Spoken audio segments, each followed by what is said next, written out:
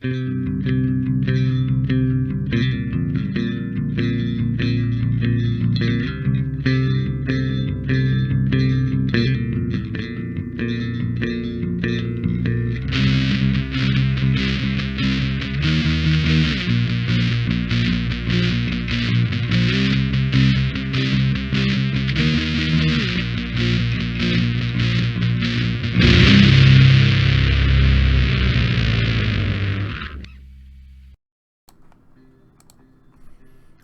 and welcome, finally, to another episode of Wave the Brush.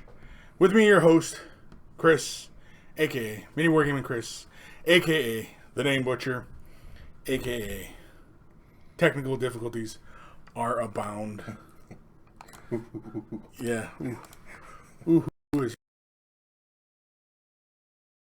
For 120 minutes on the internet, on the wargaming lifestyle, we'll talk about painting, terrain, conversions, and everything under the sun. We usually delve into a lot of painting talk, as well as a lot of what's under the sun. And of course, I'm joined today with my good friend Tyler. Hi, everybody. Just come in, and of course, I mean, you're not a jinx, but I think it's. But sometimes I think two go bad. I think the first one was fine. But every time he's on, we always have technical difficulties, and I mean, I'm sure they'd happen without him, and they've happened before without him. So I mean, but it feels like every time you're here, yeah, we're standing right here, and everything is just messed right up. So We have audio and everything, though, right? We have audio, as far as I know. I thought you were like elite hacksaw there. There's duct tape flying everywhere and super duct tape. Yeah, trying to get everything to work here. Pulling cables out, lighting things on fire. Yeah. Had to paint this wall green. Yeah. Of course, this isn't using the right speaker. No, not that. Okay, no, it's using the right. Yeah, they say victory, so we're all right. Yeah, no, we're using the right audio. No, I just want to make sure that was... man. Yeah, and so, Wave the Brush, when it's operating normally, is, usually pretty normal. I don't know. I can see a lot of the monkeys already joining us today. I'm just doing a quick roll call. I can see Twitchy Kranos, Knitfink, Zephian, Tolo, Ghost Starman Deluxe, Guymere Ulfer. He's the one who did the jingles. They're so good, dude. Yeah, really good stuff. Yeah. Kirk Krishon, Dorn Jr., Dark Commission, Haldane Urbanus, David Patelia, Dorn Jr., already said Dorn Jr., Cody Rue, always switch names on us, Mad Cow Crazy, Kevin Leadbeater, Two Gun Painting, Lucian Valensor, Johnny Wraith, there he is, Johnny Wraith, a really great painter. He's just been really awesome. Of course, he plays Eldar too, so cool. he always gets a thumbs up from me. You're biased. I'm biased. Yeah. I am a little bit biased. 20-year Sons of Guns. Sons of Guns, yes. The Gim, there he is, the Gim. Hi, Gim. Hi, Gim. Hi, guy. Greenleaf Terrain joining us. What is that? Loniki? Loniki? I don't know. There's not one named Butcher here. Slapdash Minis? That's me. Oh, that's you. I had to see what was going on. Yeah. Call King 5555555. Entertain them at. There's only 3 5s. Come on, man. Prawn ham dance. I like adding a little bit of extra flair. Sorry if I like flair. Jazz hands. Arturo Patet. Andy Clark joining us. John Reed. Lots of peoples. Yeah, did we get everybody? We got everybody. Dark Commission. I don't think you said that one. I said Dark Commission. He was Adequate Painting. That's such a great name. Adequate Painting. Adequate Painting. Adequate Painting. Loud and clear. Awesome. Jim White. Sugars is joining us today. George Hintz. Awesome. Clumsy Jugular. I always say jugular, but it's jugular. Which makes sense. I mean, if you think for a second. Right. Well, I mean, if I could read, first of all. If I knew how to read, it wouldn't be an issue at all. In fact, if I knew how to read, life would be easier. Life would be easier. Yeah. Oliver. I'm looking at the wrong camera. Oliver Peterson. I should be looking at this camera. That's all right.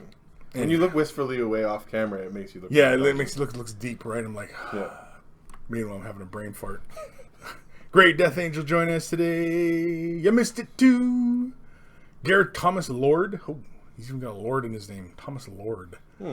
Indeed. Oliver Pedersen. Pedersen? Where are you at? Oliver Pedersen? Is he a petter? Oliver Pedersen. Oliver Yeah, Pedersen. people love when you make fun of their last names. Oh, yeah, I know. Everybody loves it. Ghost Starman Deluxe. Are emails a possibility with the current setup? Yes, emails are a possibility. The only difference being with the show today is this camera is obviously a webcam, and it's much more cropped in than normal, right? I mean, normally we got a nice mood light going on and everything like that. And I said, hell with it, because I think the capture card for this camera is dead.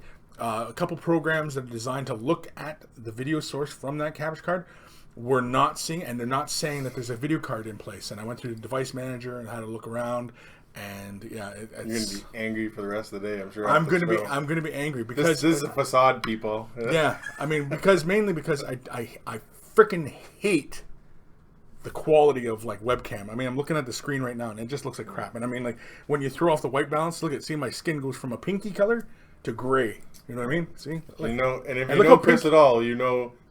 Look how pink he is. I got those rosy cheeks, so. Yeah, well, you got a bit of what, Irish in you? Drunk. Probably Irish. Irish, Scottish. Yeah. Whatever. But if you know Kris at all, you know he is a fickler for doing it right the first time or not doing it at all. So I was actually a little surprised when I mentioned, like, just hack some other camera in and get it done, and, like, I saw you just be angry. But here we are.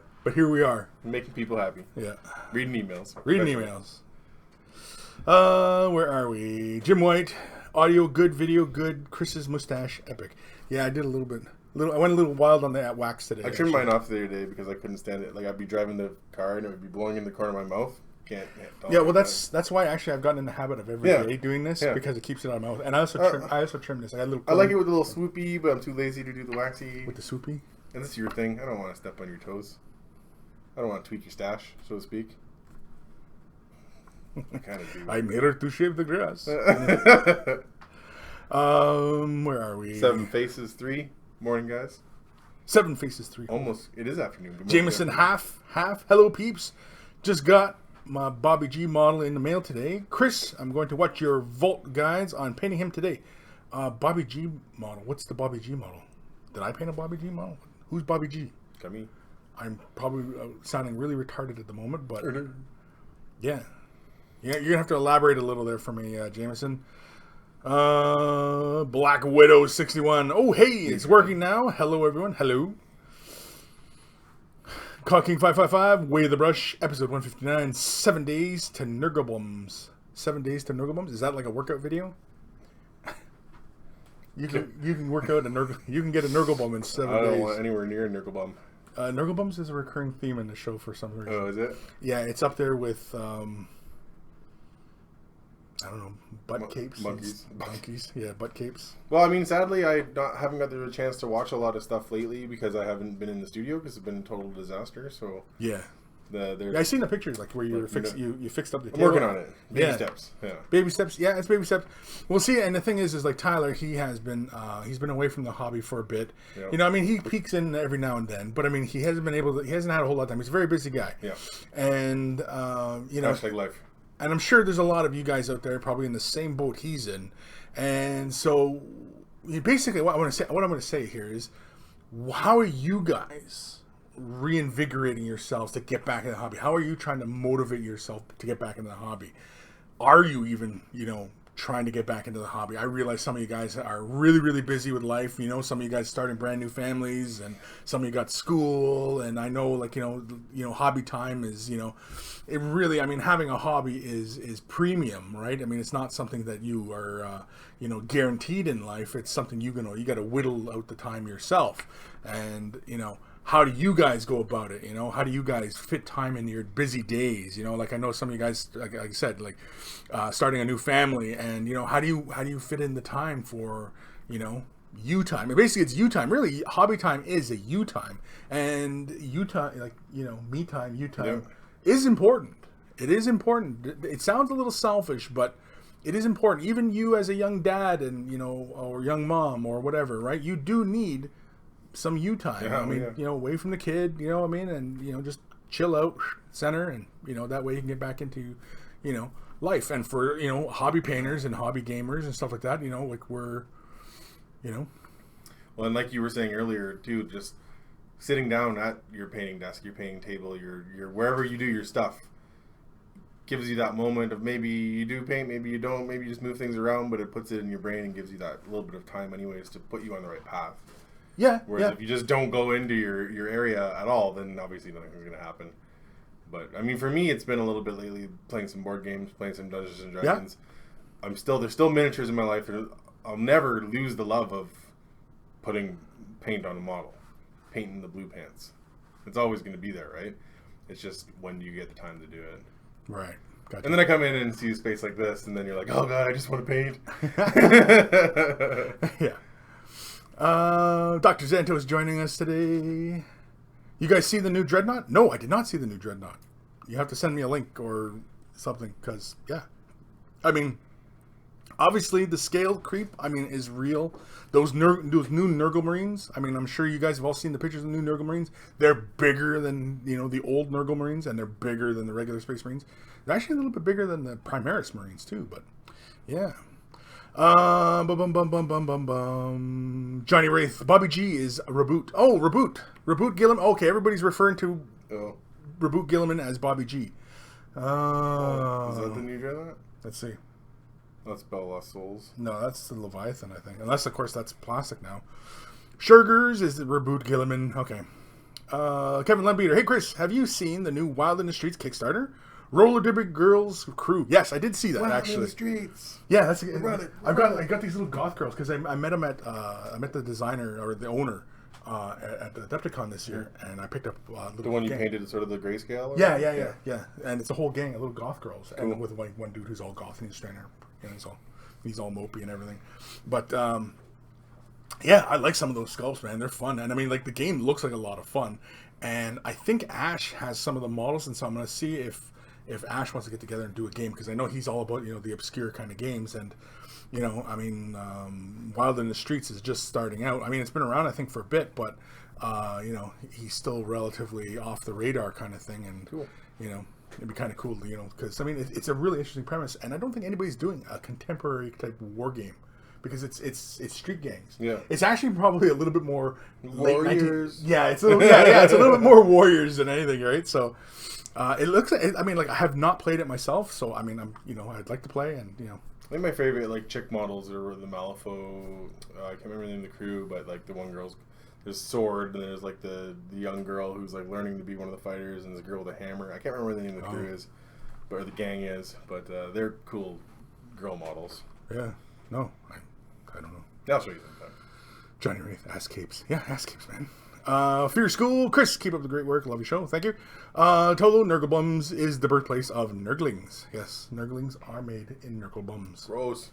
And Nurglings have Nurglebums. Anyway, Levon Wells, sup, saying. The Gim, hey Chris, it's Chris and Bubbles. Hi Bubbles, I like your little beard. Have you seen Jim's beard? It's gigantic. It's just huge. Yeah. Thanks, Jim. Yeah, Christian's is thick and full looking, but Jim's is long and beard. Like a homeless person. Yeah, like a homeless. Yeah, he looks like a homeless person. Yeah, he's a big homeless person. But I can just picture, because the Gim, he's anybody who doesn't really know the Gim is a bus driver. Well, he's in your intro. Yeah, he's in the intro. You see him in the intro. He's got no shirt on. Anyways, the Gim, he's got this great big majestic beard, and he's a bus driver. And I can just picture him hanging out the window of the bus as his beard is just flowing in the wind like that. And I just picture him as a school bus driver eating kids' sandwiches when they go on. I don't know. Maybe he does that too. Yeah, you started it, Jim. Oh, jeez. You missed it too. I'm still in the hobby, but I have been so busy with life, I've set time aside. I have to set time aside. Yeah, see, and I know it's hard. It's hard for everybody, even myself. It's hard. Because you get distracted in video games, movies, family, there's just... Well, a lot of people, it's a social element, too. So if you're not hanging out... so back in the day when you and me and Keith and Christian and B and everybody hung out a lot, we were all gaming all the time. That was the thing we did. Mm-hmm. We didn't go watch hockey games or go to basketball games. We hung out in the basement and painted miniatures. Drank beers and played the game. When you're not with that crew all the time, then... Yeah, You gotta exactly. figure out your different times. Yeah. And when everybody started getting more of a life, then that's when everybody just kind of moving started to different towns and cranking out babies and Yeah, exactly. But yeah, everybody still fiddles with the miniatures too, though. Like it's still there. Yeah. It's ingrained. It's programmed. Adequate painting. I'm trying to start a YouTube channel to contribute to the community. Okay, great, awesome. Adequate painting. What do you plan on contributing? Showing us your painting, I'd assume. Are you like a commission painting service? I don't know. What not that you feel like you have to, but what are you bringing to the table for everybody? Like, what are you going to showcase? What are you going to do? That's what I'm curious. What's the plan? Well, what's the plan here? You're going to do games? You're going to try and show games? Like, different kind of miniatures? You like, what are you going to do? You're just going to do everything. Just do it all? I kind of not do it all. I try to do stuff, but I end up just not doing it. Actually, well, I mean, this week I posted a video on doing how I did metallic red on my Wraith Lord. Which I love. That's like one of my favorite ways I've seen red done. And I've painted some red. Yeah. I've painted 2 word bearers armies, so. Yeah. The next video I'll be showing will be the way I did the sword. And then I will also do one on how I painted up the chevrons. Those will be free for everybody, so I mean, Free? Yeah. Nothing's free. Well, because What's catch, man? Well, because I do them kind of like quick tips, but I mean they're not quick tips; they're just my videos and just kind of quickly done. And you know. That's good. Yeah, so it's just because I've been actually a little bit ahead at work now. Yeah. Because I've stopped doing I've gone back to doing regular quick tips. I've stopped doing, beginning to end kind of like Reboot Gilliman is the last beginning to end video series I've done, and he was 21 videos. That's a lot of videos. And a lot of editing. It's a lot of editing. It's a lot of work. Basically because I painted the guy twice, right? And it was. I mean, I told everybody here, I was like, I'm done doing these beginning to ends for a while. It's gonna be a long while, especially now that new 40K is coming out. A couple weeks off might be kind of nice just to do regular kind of quick tips. And so, with the great fun about regular kind of quick tips is that I can hammer them out pretty quickly, and I can actually get ahead in my schedule, so I actually can relax a little at work. And it's been great. And I've been, sitting there, I do a video, I putter away on my own stuff. And so, I got my Wraith Lord mostly done. He's mostly done. I've been working on the gemstones. Anybody who follows me on Instagram, What's your Instagram name? Kris Bella. So anyway, there's a couple gemstones. I still got to do the aerials on his back, gemstones. And his sword has space for gemstones. And that's it. I'm gonna do, but everything else is. I'm in love with the way that the helmet came out, like with those clear coats and everything. It just gives it so much depth. And well, I recently had somebody else ask me how I did and of course everybody keeps making fun of my green rims. Because you're old. Why? That's first generation Warhammer Fantasy. All my models, I know. You can see like all the bases, they're green rims. Like here, look at. I'll grab another model. Yeah, since the dawn of time, Kris has been painting green rims on his bases. Like here's my Lynx, and he's got brown on top, and he's got green. Pew pew. And this is a freaking it's dusty as hell though. Yeah. Pew pew. It's a little gray, Yeah, but anyway. I dig this format of like standing in here and you can kind of move around and do stuff, and you don't hear the. You don't hear that you dance. You don't hear the chair creaking if you're moving around. Yeah, well, I mean, it's so open. Standing, I hate to sound like one of those people who, they get a standing desk. People make the jokes, right? People get standing desk. You got to get a standing desk, and I don't want to be one of those guys, but you are. I'm loving I'm loving my standing desk. I eat my lunch standing. I'm standing most of the day. I feel better. I feel a little more active. At the end of the day, I am a little bit tired, but that's because I've been standing all day. I did stuff, right? Whereas before, man, I'd go home and just lethargic as hell. And I feel good. Standing. Yeah. I'm a little sweaty, but that's because I was stressed earlier. Well, I can't. 1,000 lights on you and stuff. Yeah, I can't seem to. And the pressure of these guys waiting for you to read an email. Right. Has to get I know. You. Well, I mean, yeah, they'll harp on for a while. Then somebody asks a good question, and I'll have to answer it, right? So. Where am I? Mad Cow Crazy. Kris, I emailed you the new dread. Okay, let me have a look here. New dread email. Let's go. No, you didn't. Oh, yeah, you did. Hey, are you? Hey, who the hell's spending PayPal money? Somebody, look at.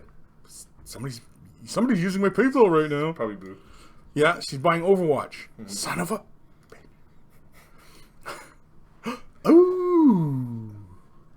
Look at that. Cool. It's a dreadnought, and he's big. They can't see it though, eh? No, they can't see the screen. If I put it on this screen, they could see it. But yeah, we're gonna have to check that out later. Because look how much, like, see, that's a Primaris Marine beside him. And they're big. They're like almost dreadnought height, right? Well, Primaris Marines are actually about this guy's size. Yeah. They're art scale.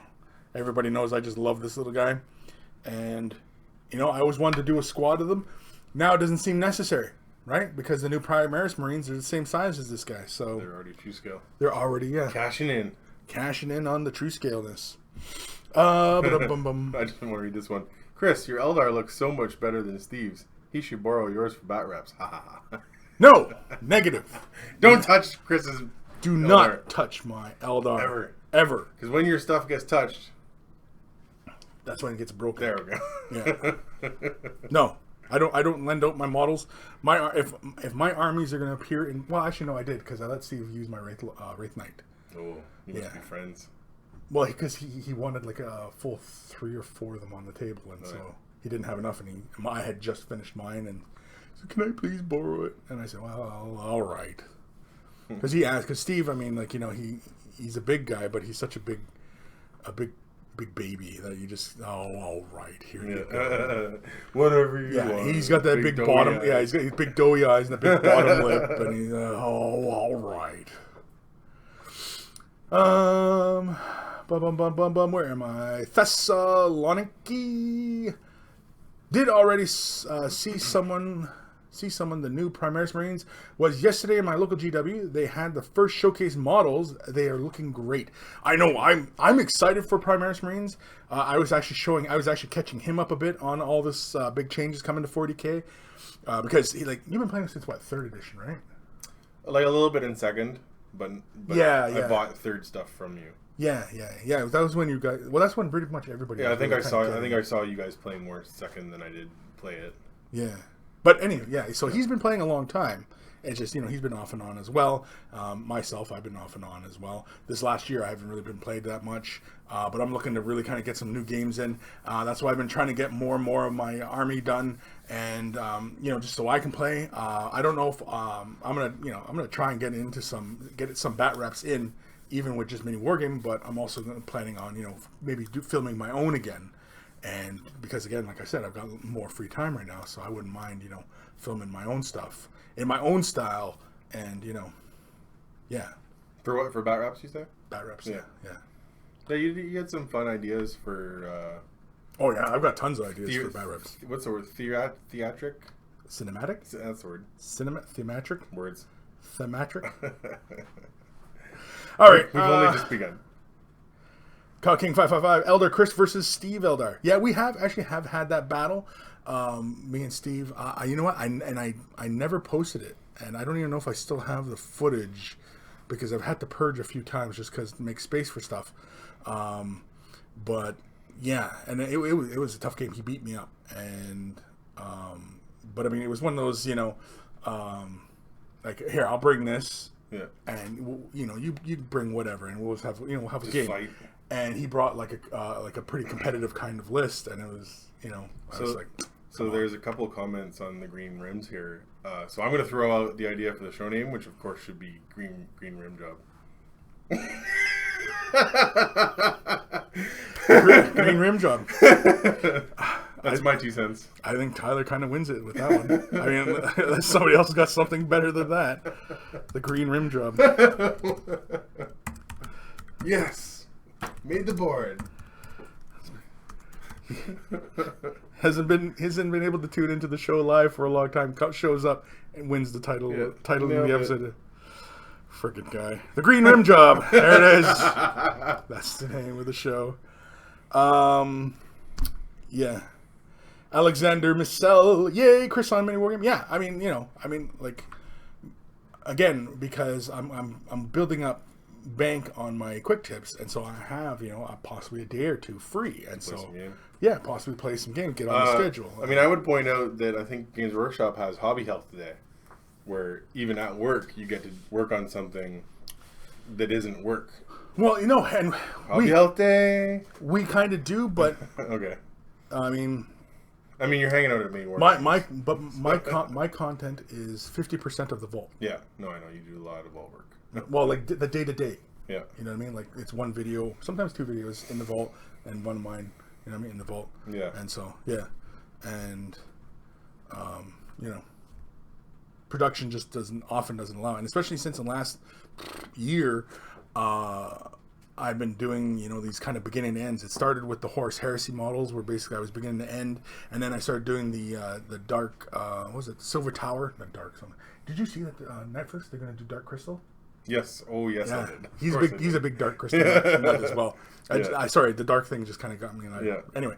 I actually want to build a Skeksis cosplay. Really. Oh yeah. Yeah. Yeah, that actually. Because you build the backpack and then pop it in. The head. Yeah, it comes out like that. Yeah. Because that's one of the artsy projects that I. Okay, do the sound. He can do the sound. Do the sound. What sound? The sound. The Skeksis. I was like, I couldn't think of what sound you're thinking for a second. I just put him on the spot. That's a. Anybody can do it high. Anyway. Well, maybe not. I kind of hurt something there. Yeah. I felt like a tendon. Anyway, okay, so yeah. Fraud Ham sounds like Green Lantern's creepy uncle. Huh? Green Lantern's got a creepy uncle? Oh, the green rim job. Oh god. Let's do an email. Where are my sister's pendant engines? I don't know. What'd she Email time. I just stuck right up on that. Email time. Close the earphones off, right? Email time. Yeah, real quick here. Let's see. New Dreadnought. Not got crazy. So everybody, just have a quick look. That's what Games Workshop's showing off. I think it's really, really cool. And look at that. Like, that's the Primaris Marine's head. I mean, it's at his groin. Which means this guy is friggin' huge. And look, he's got like double bolters in the front. Along with a big plasma cannon, it looks like. He's got a big punchy glove with some sort of other gun on the other side. He's got reinforced armor in the front. But it still looks like, you know, the older Dreadnought. But it's kind of got like Contemptor legs, it looks like. Does it look like a little Dreadnought rocket launcher up on the top? A Dreadnought rocket launcher? Or like the Titan rocket launcher, you know? It could be, yeah, that could be. Or I know like the other ones, or the older ones like this, they had the little smoke launchers on top. The egg ones? No, like this guy. Oh yeah. The big kind of fat boy ones. Yeah, the little three shot ones. But the legs look like Contemptors. Yeah. Yeah. Interesting. Look at the link in the email as well. I did look at the link. I just did it, man. But there might be another link? Might be. What if there's two links? This one is from Jonathan Willis, a.k.a. Holy crap, what's his name? GOSD774. Gozd.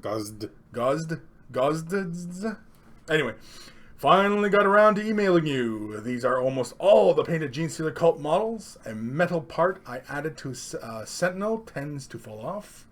If you remember, I sent you an email of some of them before they were painted a long time ago, and although some of them have been painted for a while, I figured now was a good time to email it, as I just got some more done for the 40K School League Tournament a little over a week ago. No particular questions, but comments and critiques would be appreciated. Thanks, Gods774. P.S. A couple more pictures to send in another email. Couldn't fit them all in one. :P. What's :P? Ooh, :P. If you're peeing out your colon, you're in trouble. But did you read there 40K School League? Yeah, he had a 40K School League. Yeah, I want to go to that school. I know. Like how? I mean, I wish kids were playing 40K when I was in school. No doubt. I'd probably be an even bigger nerd now. We paved the way for the new gen, man. Yeah, basically. Look, he's got some Thousand Suns going on back here. But here is his cult. He's got a Chimera and a Lemon Russ. Yes, I said lemon. Uh-huh. Oh, another Chimera in the back, but he's got some Thousand Sun boys in the back. Let's have a quick zoom in here. Zoom in. Oh, he's got some horrors in the back. He's got some cultists. Looks like, oh, crap. Oh, yeah, there we go. Some Mechanici. Some dude in the hood, anyway. I assume is a Mechanicus. What's this little puffy thing? Smoke. Is that smoke? Could be. It's on a base, eh? Mm-hmm. I don't know. Probably some kind of marker. Some sort of marker, I reckon. I reckon. Or wait, is it coming out of the tank? Oh, yeah. It's like a ring of smoke? Yeah. It's something being shot. Oh, it's like a shot and it's a ring. That's cool. How'd you do the ring? Do you make a ring and then put the cotton around it? Ghost of Starman Deluxe says, that's me. Oh, okay, so you're because it's GOSD. Ghost of Starman Deluxe. Yeah. I am smart. SMRT. SMRT. I like it. Nice and clean. I mean, like the pictures are just a little bit fuzzy, but I mean, what I'm seeing here looks pretty darn good. Okay, here we go.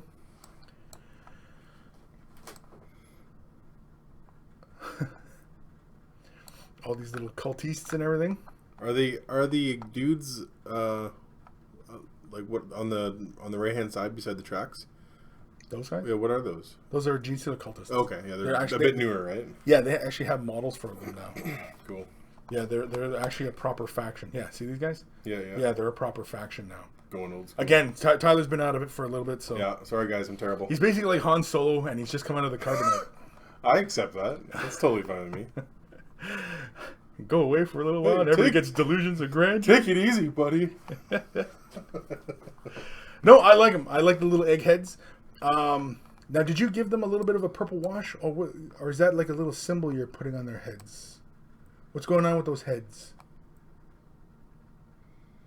I'm thinking that there's some sort of symbol, or because if you had Druchii Violet, I'd give them a little shade wash, like a very light, like thin it out just a little bit with some water, and give them a little shade wash on that flesh, just to make them so they're not so egg-heady shaped, or not shaped, but colored, and give them just that little bit of that hint of Gene Stealer purple. Gives them a little bit more of an alien type quality, allows them to be a little bit more sinister, as it were.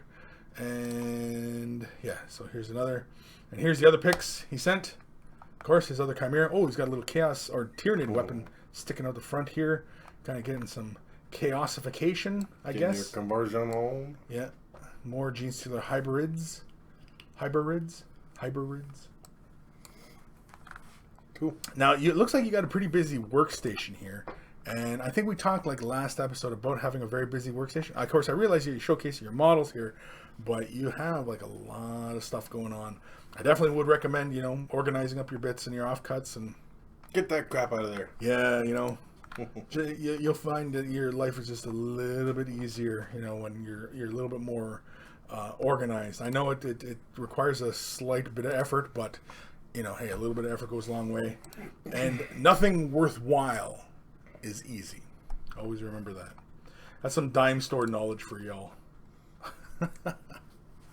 Where are we? Are we? Looks like tattoos. Yeah, the game thinks it's tattoos. Ghost Starman Deluxe. The smoke is partly painted cotton wool. Okay. The third gens have some Xerxes purple on their heads. Okay. Yeah, I thin a little bit of Druchii Violet out. Just put it on your palette. Just take a little bit of Druchii Violet. Just take a little dollop of water. Just thin it out just a little bit and apply it to their flesh. And just let it just kind of creep into just some of the recesses.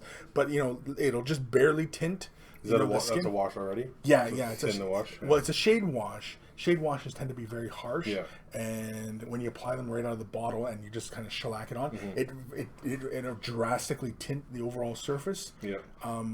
Whereas if you thin it out just a little bit, then it sits a little bit, it barely tints the overall surface, but still creeps into the recesses. Yeah, because there's definitely a lot you can learn from seeing from your stuff for like the difference between glaze, wash, tint, all that kind of stuff. Because I can remember back in the day before, like, there was lots around, you explaining to us, like, to thin your inks or your washes so that you get, like, this kind of, like, glaze sort of jobby.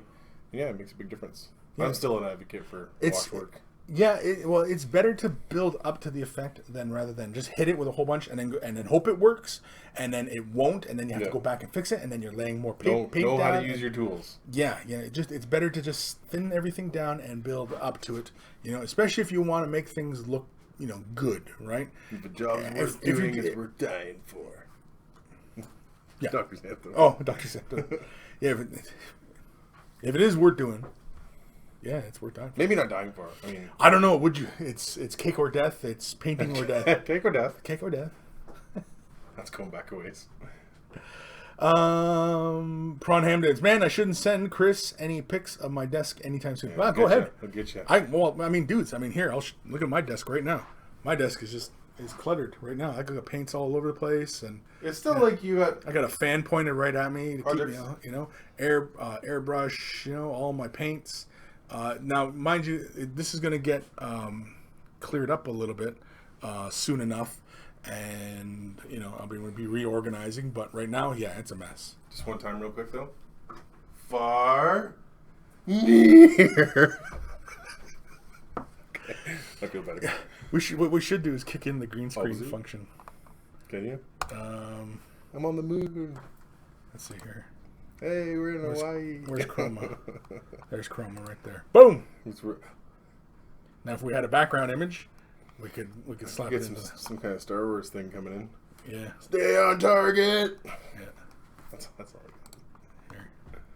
In fact, we can just say we just have just you in the back, all dark. You look more ominous with the black background rather than green background, right? Stop. Stop it! You're being a weirdo. Yeah. Anyway, okay. Man, it's hot in here. You must die in here all day.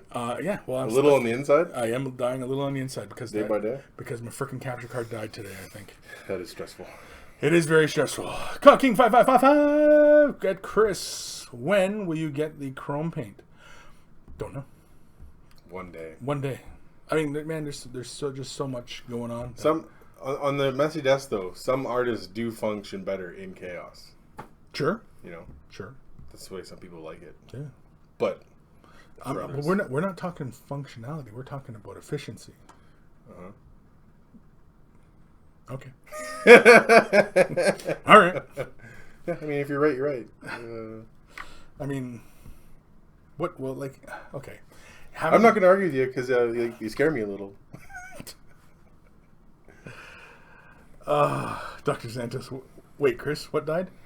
I think my capture card. That's why I'm on this crappy ass webcam right now, because the show was delayed because I think the capture card died today. Now, the capture card's been running pretty steadily for a number of years now, since basically we updated the studios.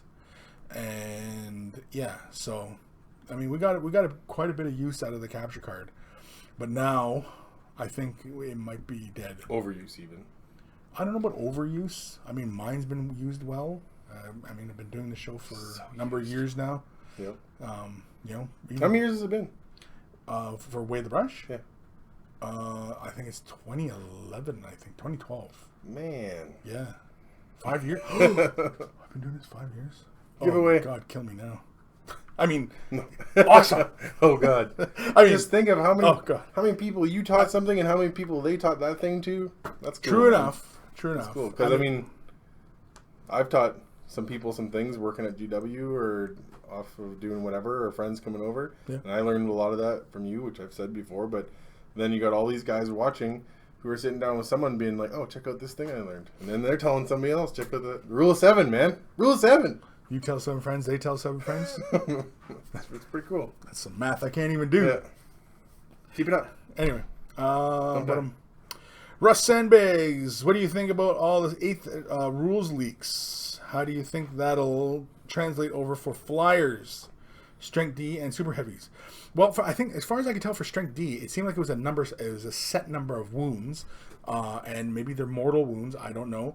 Super heavies, it just seems like maybe they're just going to be a whack ton more, because they showed, what was it, the Stampa, I think, and the Stampa was like 24 wounds. So, whack ton of wounds. And as far as flyers are concerned, I don't know. I didn't see anything on the flyers, although now we have flyers as a separate detachment, which is kind of interesting. Rather than them taking up, like the fast choice or the heavy choice, you know what I mean? Now they're their own choice, and all the benefits and complications that might entail as well. But I'm excited. I'm very excited for 8th edition. And with the rules leaks, I haven't gone on and perused the rules leaks, but apparently somebody got the early access book and took a bunch of pictures of it, and so It happens. Yeah. There's always people around doing stuff. And you know what? It's rather unfortunate because, you know, I mean, like, if GW had some sort of agreement with them and they've broken that agreement, yeah, I would, I mean, if I was GW, I'd say, well, you're not getting any more crap. If they find out it was you, they're almost never going to find out, though. I mean, no. Back when I was in the Grey Knight program, there was, we went to, I think it was either the last Canadian Games Day or the second last Canadian Games Day. And there was like a new book that came out that went missing, and it was like all the Grey Knights and all the store managers and some other volunteers there. And there was a big uproar around that, but it never caught me. No, just kidding. It wasn't me. I'm still here, so, you know, yeah, still riding free. Yeah, still got that old book that went out. They rewrote it like 3 months later. But, you know, people are going to find stuff. Things are going to leak. They might even, if you think about the man, they might even be leaking it by themselves. It's possible, but I don't, not with a full leak like that. I'm going to go make a tinfoil hat. This is too much. I'm just kidding. I'm not going to make a tinfoil hat. Oh, I thought maybe you were going to go clear the air or something. No. Oh. No, tinfoil hat, because the man. Oh. Anyway. Russ Sandbags, flyers will have a weapon skill as well. How strong do you think your super heavy flyer will be on the chain? I don't know, because I emailed, again, I mentioned this last show, I emailed Forge World if they were going to do like a drop, you know, the day of the release of 8th edition, if they were going to update a bunch of stuff, because like I'd like to know what they do with the Corsairs. Like, what are the rule changes for the Corsairs? Because I've just recently started doing my Corsairs, and you know what I mean? Like, are they going to like update them? I mean, like, are they going to leave them behind? I mean, you know, what are they going to do? So yeah, I mean, like, I have my flyer right there, my super heavy flyer. What are they going to do? You know? Yuri Rovia? How do you say that? Rovira? Rovira? Anyway, hi Chris. I've finally been able to catch the show live. Hello. Dr. Zanto, it's coffee time. Cocking 555. Email or coffee. No. We already drank our coffees. Yeah, there's no coffee. And I was so worked up I didn't fill my water bottle up. Unless, of course, Tyler wants to be a deer and fill my water bottle up. We'll put a vote. If 3 people say, go get water, I'll do it. Otherwise... Chris's throat's getting dry. Yeah, but I mean, I like to see you suffer. Oh my god, I get dry. Anyway, Matt How Crazy. All Forge World models are getting new books. They were shown at the live community site. Oh, okay. Well, I know the Imperial armors, but, like, does that encompass everything? I mean, you know... They gotta be a little bit specific here. Sugars, Forge World said that they will release Chaos and Astartes on day 1, but by the end of June they will have the Xenos and Imperial Guard. I'm almost certain that they specifically mentioned Corsairs. Awesome. So wait, I gotta wait till the end of freaking. Well, I probably okay, I gotta get you water. They love you. They really, really love you. Awesome. Thanks, guys. Because he would have held that. He'd have let me suffer and wither away and die. I'd have died if you guys didn't tell him. I would have. Kevin Lembeater, Forge World has confirmed that they will be releasing books on the update. The stuff, the 8th edition, and the Horus Heresy will get an update rulebook and is sticking with 7th edition rules. I heard that the Horus Heresy was going to stay with 7th edition rules, which is kind of interesting. And I think it's probably a good move that they do, because I know that there's a lot of competitive gaming involved around the Horus Heresy game, because the Horus Heresy... Oh, thank you very much. I stirred it for you. Oh, you didn't. Oh, and I put the lid on wrong. He stirred it with his pee-pee. Yeah, enjoy. Anyway, Horus Heresy, because the tournaments, they like Horus Heresy because, again, it's a fairly even playing ground, right? When it's just Space Marine versus Space Marine kind of stuff, right? And so, sticking with the 7th edition rules, just so that, they basically, you can keep that kind of tournament going. So he got me water. What are you doing? And I have... Oh, you're 5. Yeah, I'm 5. Jim says, die hard or die, let him go thirsty. Hey. That's a good friend there. Yeah, that's... he knows you well. I know, the Gim, he's all heart. The Gim is all heart, which is really saying a lot because he's a big dude. I don't think we can do Scotch. It's, not after 1 yet. Scotch? What, is that after 1? It's after 1. All right, Scotch o'clock. Scotch, yeah. I mean, if we're like, okay, Weigh the Brush at home. If I start doing the show at home, yeah, guaranteed I'll be hammered by the time we're Welcome to Weigh the Brush. Yeah, we'll be hammered by the time the first email rolled around. Kris, point me in the direction of quick tip for gray coats like Kador Valhallans. I want to say I have done Valhallans and Vostroyan. Who did I sell my Valhallan army to? Yeah, he had a big Vostroyan army. Vostroyan. Yeah. I can't remember who bought it. I want to say that I do have a tutorial on doing those great coats, but I might be wrong. And if I don't know if I'll be able to do one quick enough for you. Right now, I'm like a week and some ahead in quick tips. So if you ask me today to get a quick tip done, it would be like another week and some before there's you no would search see function in the vault. You can go like there is a search function in the vault. You can go actually here. You can go to like the website, and when you're on the website, you click, if it ever shows up, the video tag cloud right up on the top here, and you click that, and it takes you to like basically a tag cloud. Okay. Yeah. And so if he's looking for, say, Imperial Guard stuff, he scrolls over to Imperial Guard. But there's still no button that you can click search gray. Well, you can search mini wargaming for, but I mean, here we're getting, so I got like jungle camo, digital camo, and let's look at just the. Oh, where's the live feed? I don't know. Where'd the live feed go? Did the live feed disappear? I don't know. I can't tell. Was it running here? I don't remember if it was running here. Oh, sorry. Never mind. Yeah, this is what I was just saying. I'm sorry. Anyway, if the live feed cut out on you guys, no, I'm not looking. I don't think it did. It was no, fine. see, if any problems occur, it would say drop. No, right it's just there. you brought up that thing of the same sort of screen, but it was the YouTube thing, and I thought all this was gone, and you just can't get enough of all this. Anyway, yeah. So you know what? If check the video tag cloud, you might have to look a little bit. I don't know if I did. I want to say I did, but I might not have. I know that's not a very good answer, but that's all I got at the moment. Dark Commission episode 159. Don't drink it if it's yellow. Ew. Mad Cow, you're gonna hurt your hands typing so much. Kristen E's polluting water with crap like that. Nurgle approves. You know what? I love these little Kool-Aid jammers. Love these things. I got what's that? Cherry. Sponsors. Yeah, I got Sponsor. I got orange, and I got grape. You gotta be like, I love Kool-Aid jammers. I drink one every day to help keep me strong. I find it refreshing and does not rip my teeth apart. Anyway. Sugar is drunk Way of the Brush. Sounds like Swedish Chef Way of the Brush. Johnny Wraith, what the F is that crap you just put in your water? It's Kool-Aid, man. Kool-Aid. Just chemicals. Yeah, it's just chemicals. Just chemicals. Just chemtrails. It's not actual sugar, so Necromunda juice. It keeps my blood sugars low. Okay, use a little bit of all of them and then call it Necromunda juice. Or something like that. Why would I call it Necromunda juice? I don't know. They do weird things with Necromunda. Have you never read any of the Necromunda books? Didn't I give them to you? The Mad Donna one and...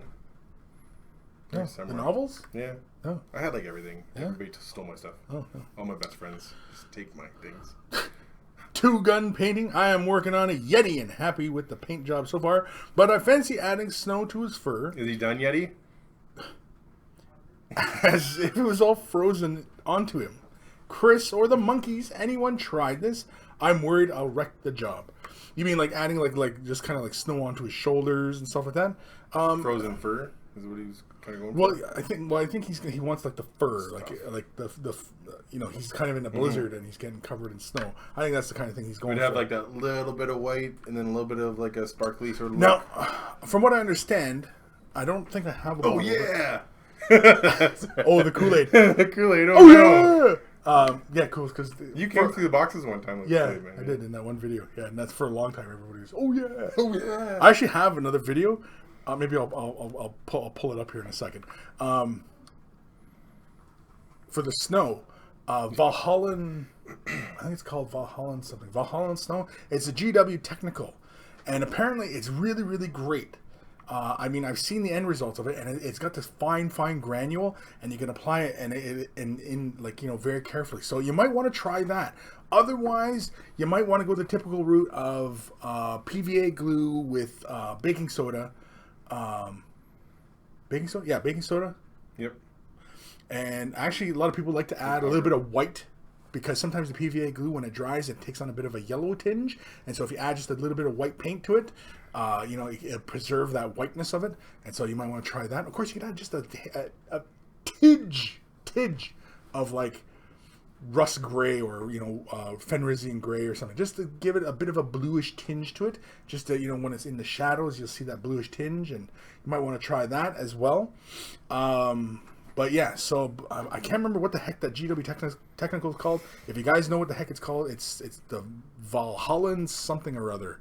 The best snow I ever saw was made by like a different company that I don't remember, but they use like the crushed glass stuff in the medium. Oh yeah, well, Secret Weapon. But at the same time, like, make sure you wear a mask, because breathing glass powder is bad. Yes, definitely, definitely always wear, you know, the. No one cared who I was till I put on the mask. Right? Right. Valhalla Blizzard, that's what it's called. Valhalla Blizzard. Apparently this is really fantastic stuff. I mean, that looks really good. Yeah, that's just right out of the pot? That's right out of the pot. All these GW technicals. Yeah, get that stuff. Are really, really fun. Nice. I like the blood. I used it in some... blood for the blood gun? Yeah, I made some gifts for some buddies, and I took the blood out of the pot and sprayed it with the airbrush, and blood splattered on like a book that I gave to a friend. Broadham Dance, yes, you're correct. Valhalla Blizzard. So yeah, you might want to give that a try on your Yeti. And I mean, on a small model like that, or however big it is, doesn't really matter. Less is more. So maybe just on the shoulders, and maybe just like a spot on the off side of his head or something. Not very much. I don't think you need to make him look like a snow cone or anything like that, where he's just buried in snow. I don't think that's necessary. I think just a little bit on the shoulders. You know what I mean? Sugar says, I've tried the Valhalla Blizzard. I couldn't get it to work. I thought it was really clumpy. Practice. Tried a couple times. Check out some videos. Yeah, try snow stuff is never easy. For sure. Yeah. Even the baking soda and PVA mixture, you still got to be, you know, a little bit careful with that. And also you got to bear in mind that oftentimes when it dries, it reduces down. It still finishes with a great texture, but yeah, it reduces when you use it. So you got to kind of like apply just a bit more than what you would use. I've not used Valhalla Blizzard. I've only heard good things about it, so I can't speak from any experience, unfortunately, on that. I have to get my hands on it. I don't know if we have any in stock here, but yeah. You might. This comment is interesting. Where'd it go? What? Johnny Wraith. Juice? What the F is juice? What do you mean, what is juice? Well, Johnny Wraith is in Costa Rica. I think he's in Costa Rica. What do you call juice in Costa Rica? Juice. What do you call, like, you know that stuff that you drink that's made from apples and it's a liquid? Yeah, or call it orange juice. Apple OJ juice. Juice. Juice. It's juice, man. Sugar's Mourne Mountain snow was quite hard to figure out too. Yeah, that was the older version, I believe, right? Mourne Mountain. There you go. There's some quick tips coming up. You should do some snow stuff. Yeah, well, there's challenge. I have shown the baking soda method, but I have not played with this, and that might be a good the end all of snow tutorials. Just all the different everything. Ones. Here's this one. Here's this one. Here's this one. Here's this one. Here's this one. Oh man, and then people can see what they all so look like. many different permutations of that. Or like you do like 5 or 6 of them easy anyway. Yeah, maybe. Just a week of snow. This is real snow. Maybe when it gets really hot, then that's when I'll do the snow. Yeah. Just kind of cool off a bit. There you go. Yeah. What was I going to do? Oh, right. I was going to try and find that old video. Yeah. So. Apple drank. Yeah. I don't know. Is Johnny Wraith just, he only knows apple drink. Apple drink. Yeah. Apple drink? Drank. Purple drank. Let's go with this. Let's see if I can find Stay away from the OJ. It will kill your wife and lead you on a wild Allegedly. Oh, well done. Allegedly. You don't know for sure, But I mean, you know, where there's smoke, there's fire. I'm not saying he's innocent. But I'm not saying he's 100% guilty either. Did you watch the Dave Chappelle's new series on Netflix? Yeah. That was classic Dave Chappelle, man. That was fantastic. Crap. I'm trying to remember where the hell I saved this crap. So yeah. Oh, that's wrong stuff.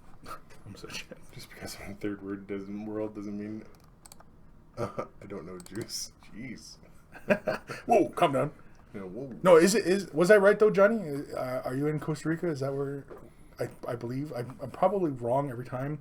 I know he's somewhere down south of us though. He's like, I live 3 blocks away, bro. yeah. I visited you like last week, man. Friggin' moron.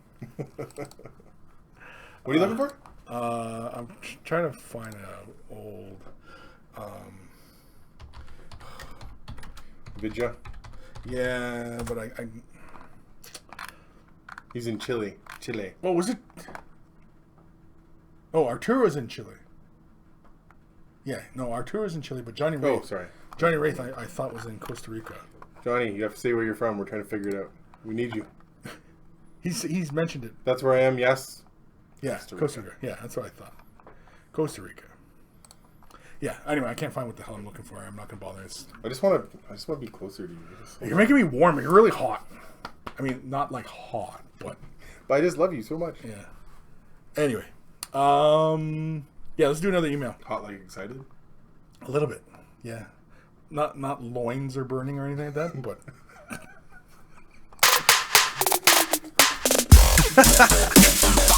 Email time. Email time. So good. Yeah, Every time. And of course, we can always thank Guy Muir Alfier for that. This is an email from Dillian. Dillian? Am I saying Dillian? Where? Dylan. Dylan, bro. Come on, you butcher. Oh, Dillian. Dylan. Anyway. Okay, Dillian. Okay, Dylan. It's Dillian now. You're Dillian. Anyway, Kris. Lanolin? Taking your word on these paints, sincerely, Dillian. I'm just going to say Dillian for now. And so he's picked himself up some scale 75 metallic Oh, you got a bunch metals. of these. You got a bunch of these here, right? Oh yeah, I got a bunch of these paints. You love them? They're just fantastic. So thank you, Dylan, for sending that in. And of course, hopefully that metallic set, you fall in love with it, just like I fell in love with it. That was email? Hey, I got these? Yeah, he was just telling me he got them. Yeah. So this next one is from Cool Steve. paints, bro. Hey, Kris, I really enjoy your show.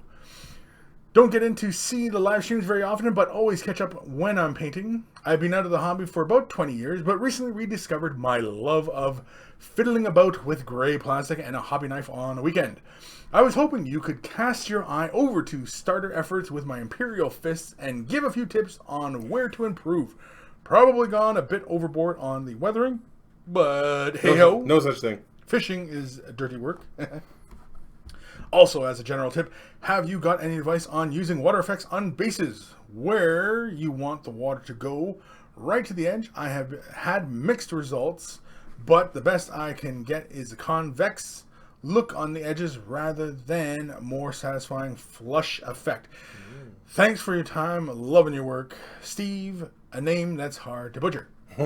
Oh, you're Stevie. Stevie. So did he say he's getting back in, or this is his first? He's getting back in after a 20-year hiatus. Because painting yellow. And he said he's a little bit overboard on the weathering. I don't think it's overboard. Great, it looks really, really cool. I think the black areas you could have used like a little bit more treatment like he had done for the yellow, like the two colors. Oh, he did too. Okay, never mind. Yeah, the rust is just harder to see. Yeah. Although you could put some rust in the silver. Yeah. Maybe. Looks good though. Yeah, it looks good. I love the yellow. Yeah, the yellow looks fantastic. Oh, the toe. Look at the toes. And the weather. Oh yeah, look at that. Oh yeah, looking on this foot, eh? Right He's been. Yeah, that looks really great. Can we say the S word on this channel? The S word. Yeah. Sharp. Yeah. Shannon. He's been Shannon kicking some people right upside the head. Oh, you want to? Oh, okay. Yeah. I see where you're going. Shannon kicking. He's been shoot kicking. I'm not your mom, so I'm not gonna correct you. Are you my mommy? On your language. But I do try to keep things a little bit PG. This is probably mostly sponge effect on the. Yeah, this is sponge. This is definitely sponging. Maybe brush. Sponge effecting, real quick, if anybody hasn't done it, is just sort of dipping a piece of ripped sponge into paint and then dabbing it onto the painted model, creating this gorgeous effect. I like that. Unless we're way off, and he's like, "No, I hand painted all that, you sons of guns." Yeah. No, I like that. That's hand painted. No, that's a transfer. A decal. A decal. A freaky decal. I think if he wrote something on the banner on the front of the chest, it would really make that guy pop. Although it's very difficult. But if you use the micron pens, it really is quite a bit easier. Mm-hmm. I've been meaning to show that one too. Oh, look at this guy. Oh, look at that. Now I like that. See, look, he's gone in, done the chipping. Yeah. He's thrown in that bottom highlight. Yeah. As well as having the metal, and that's really, really cool. I like that. Good choice there with this. The bullet holes look great. Yeah, the impacts look really cool. His face mask could use a little bit of love. I think that's just the sculpt, though. Just maybe like a little bit more of a wash around the rings or whatever. The Marines, yeah, we're getting a little bit heavy on the wear. I think like the big splotchy stuff, I don't think is necessary. I think you can go like over the entire armor. Kind of like how you...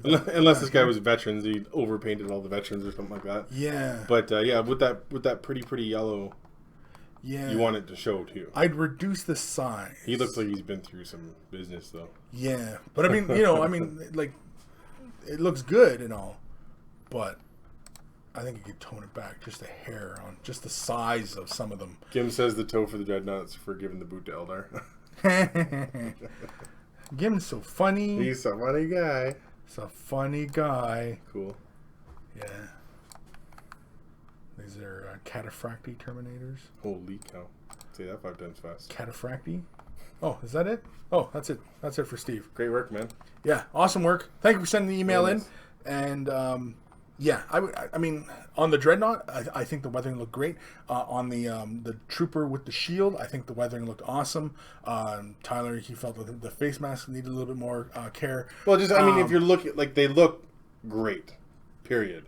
If you're looking for little things of like what you could maybe do for the next one to do whatever, then that's what. Well, he left it metal. I don't know if I'd have left it metal. I think I would have went with yellow, and then maybe so that I could do more chipping on the face mask, right? Rather than having it all metal. I just think like there was like 3 rivets along the bottom, and they were kind of like missing the shadow. Yeah, I was sort of thinking. Yeah, I mean, or like a little bit of rust on that plate. Yeah, like see here. Let's go back to it here a second. So I'm just quickly looking at it here. And I mean, like, yeah, you could get a little bit more shadow around the bolts, right? Because if you look at the ones on the shield, he's got that pretty solid. Yeah. Right? Well, because he's like some sort of breacher, right? And so like all his damage, I mean, his helmet really realistically, right, would be just dinged up to hell because you know the shield's taking impacts and then his face is taking impacts because his face is occupying this area, right? And so when bullets are flying in, you know what I mean, like he's catching it in the face as well. I think I would have probably still left it mostly yellows though, because I mean, like your shield. Oh, maybe that's what it is too. Is the top of the helmet's not yellow? Yeah, like his helmet's not yellow, but it looks like there might be yellow underneath. So it looks like maybe it's his helmet and it has like bolted on extra plate kind of thing, and maybe that was the look he was going for. You know? I certainly do like that yellow though. Even the transition of the shield there, like from the above that little bit at the top of the shield to like see the darky sort of fade. Yeah. Looks good work, dude. Yeah. Oh yeah. Well, and you can tell he likes the browny yellow, right? Yeah, I do too. See, I'm a little bit more partial towards the orange yellow. This guy paints up my alley. Yeah, I mean, we can be friends. Be friends. Why can't we be friends? Anyway, yeah. So I mean, personally, I think I would have done it yellow so that I could chip it up, just like I done with the shield, kind of thing. I done with the shield. What you've done with the shield, but otherwise, I mean. That's fantastic. That's great. There's like a ton of character there. You can tell, like, you know, he's obviously been fighting, and you know he's all punched out, and you know stuff like that. Back to the comments. Anything important? Anybody ask me any important questions? No? I don't think so. Lots of people liking the looks of those. The Boulder Dude's been through hell. The mask on the Breachers is a bad sculpt. Somebody, Jim says. Oh, yeah. Well, because, I mean, like, it's Forge World stuff. I think that was a Forge World kit. Some guys like clean Marines, not dirty Marines. So, yeah. Well, I mean, it's personal taste at that point, right? I mean, I like clean Marines. I like some weathered Marines. Haldane says, I can almost hear the raging battle dirtied up the Imperial Fist that badly. Dirtied up. That dirtied up. Okay, let's do another email. This is from John War Gordon. sounds in the background while you're doing stuff. I need war sounds? That's just way the brush. This isn't like from the front lines of Iraq or anything. Okay, well, think about it when you do your bat rap one day. Okay, well the bat rap, sure. Yeah, having like, the occasional jet sound flying by or something. Like... This isn't G.I. Joe, mofo. I'm thinking in the back of like what's that movie where the chick shoots bow and arrows and kills everybody and wins Hunger Games? Yeah, you know how it's like the do. Oh yeah, when somebody dies. Yeah. Okay, so anyway, this is an email from John, because we're totally sidetracked now. This is his Demonkin army. Hey, wait, you didn't do the email song. Because it's like a segue into this. Oh, so you bash them out. You're going through it. Right, yeah. Okay, all right. Continue. This is a good way to make sure that I get through. I just want to hear the song, man. Like, people want to hear the song. Okay, everybody, prepare your ears. Okay, everybody, it's eardrum time. Email time. Email time. That has to bring you great joy. It does, okay. and again, Guy Muiroffer, aka Carl. Yeah, he's a professional sound engineer, and so yeah, clearly he takes a little bit of time out of his day to make that, and it makes so many people smile. And of course, I have to plug him every time. Well, I'm not plugging him, but I mean, anyway. I got a moment. Yeah, well, I mean, not plug like. Good job, buddy. Not plug. Anyway. This is from John. Hey, Kris. Like a green rim job. Yeah, not a green rim job. Anyway, I have been working on my Demonkin for a past while, but I cannot get a good wash for the bright red scheme I'm using. It turns the models too dark and makes them pretty monotone. I'm also having difficulty getting a nice sharp edge around my basing. The color of the base and 2B edge of the base are different, and I can't get it right. Any help would be appreciated. Thanks. So he's got some pictures here for us to have a peek at. Have you tried painting the rim around the base green? I'm gonna freaking slap you. You're gonna get a slap, man. Okay, keep it up. That's fine. Whoa, what's on the shoulders here? Spiky. Is that from the scenery kit with the big eagle thing? Is that what that is? Is there another view? Is there another angle? I don't know. Look, he's got a texture on this side too. You got the email, bro. That's World Eater. It almost looks like World Eater, doesn't it? Yeah. Well, that's what this is, right? This is a World Eater. Okay, so he's got like this pre-heresy snow texture going on. You know what? For the rim of the base, really quickly here, the rim of the base, I would go with light gray, yeah, like Space Wolf gray or something, something like that along those edges. You could not blue. No, I'd go like Fenrisian gray, which is a light bluish gray color. It's a lighter gray. It's not quite dark like Space Wolf gray or Rust gray, I think it is, or crap, I can't remember what the hell it's called. But anyway, I would go with that color for your rims, or you could leave them black. Then black isn't horrible, but it contrasts really well with the white, right? as far as base rims goes too, I think most people paint their rim in according to the table that they're playing on. Yes, and that's why all your bases are green, because your old 4x8 table was green. Yes. So here are his blood letters and such, and now he's concerned that after he does the glaze, he's getting a very monochromatic look to his models. Mm-hmm. I mean, he's got this crackly earth color. Now, it looks white on the Titan, and it looks white here. Now, are you making this yourself, or I think he's making it himself. He's using a crackle paint to make it. I think that's what he's doing, right? Mm-hmm. But I mean, he's getting here's a guy who is getting results with craft paints, and I mean, his results are not bad. He's like a mad scientist. Excuse me. Yeah. Getting kind of dry here. Tell us. Good thing I got water. Good thing you got me water. Salty water. God damn it. Anyway, again with the rims of the bases, I would go with the gray. For your highlights on your demons. Now, can I zoom in anymore? I can't zoom in anymore. It almost looks like there's a light gray. Now I'm not wondering if that's from the edges and you're just touching the model. I think that's probably just glare. Or is that glare off the model? I think he needs a wash to darken features. Yes, he could use a darker wash. Now you did 4 videos on painting these guys, didn't you? Yeah, a while ago. Yeah, I did. It was about 4 videos showing various different methods for painting these guys. It's in a mini wargaming vault. If you're not a vault member, you can check it out and sign up for a free 7-day trial if you aren't a vault member, and you can cancel anytime. No penalties. Of course, you probably won't cancel because, again... It's so awesome. Well, there's just so much crap there. But really quickly here, yeah, given, you've got Null oil there. Now, you could thin out the Null oil if that's all you have. Now, I've mentioned this before in many, many videos before, of using Liquitex Fluid. This stuff here. You pick a bottle up, and sometimes it's kind of pricey, but...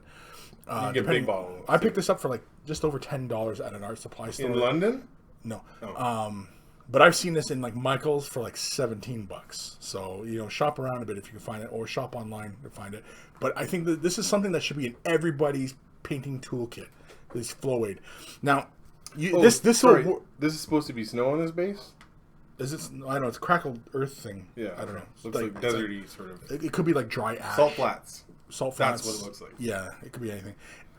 So basically, because you are using outside the usual paints, you can still use this thing and a bit of either thinning medium or water and break a color down to a shade wash. You could take, say, a darker brown color that you have, or mix a darker brown by taking, say, red and green, mixing them together, maybe throw a spot of black into it, just kind of deepen it up. Add a couple drops of this stuff to that wash and thin it out with just a bit of water and make your own homemade wash out of this, and then apply that to the models and get yourself a nice shade wash. And really, it only requires you to pick up one of these.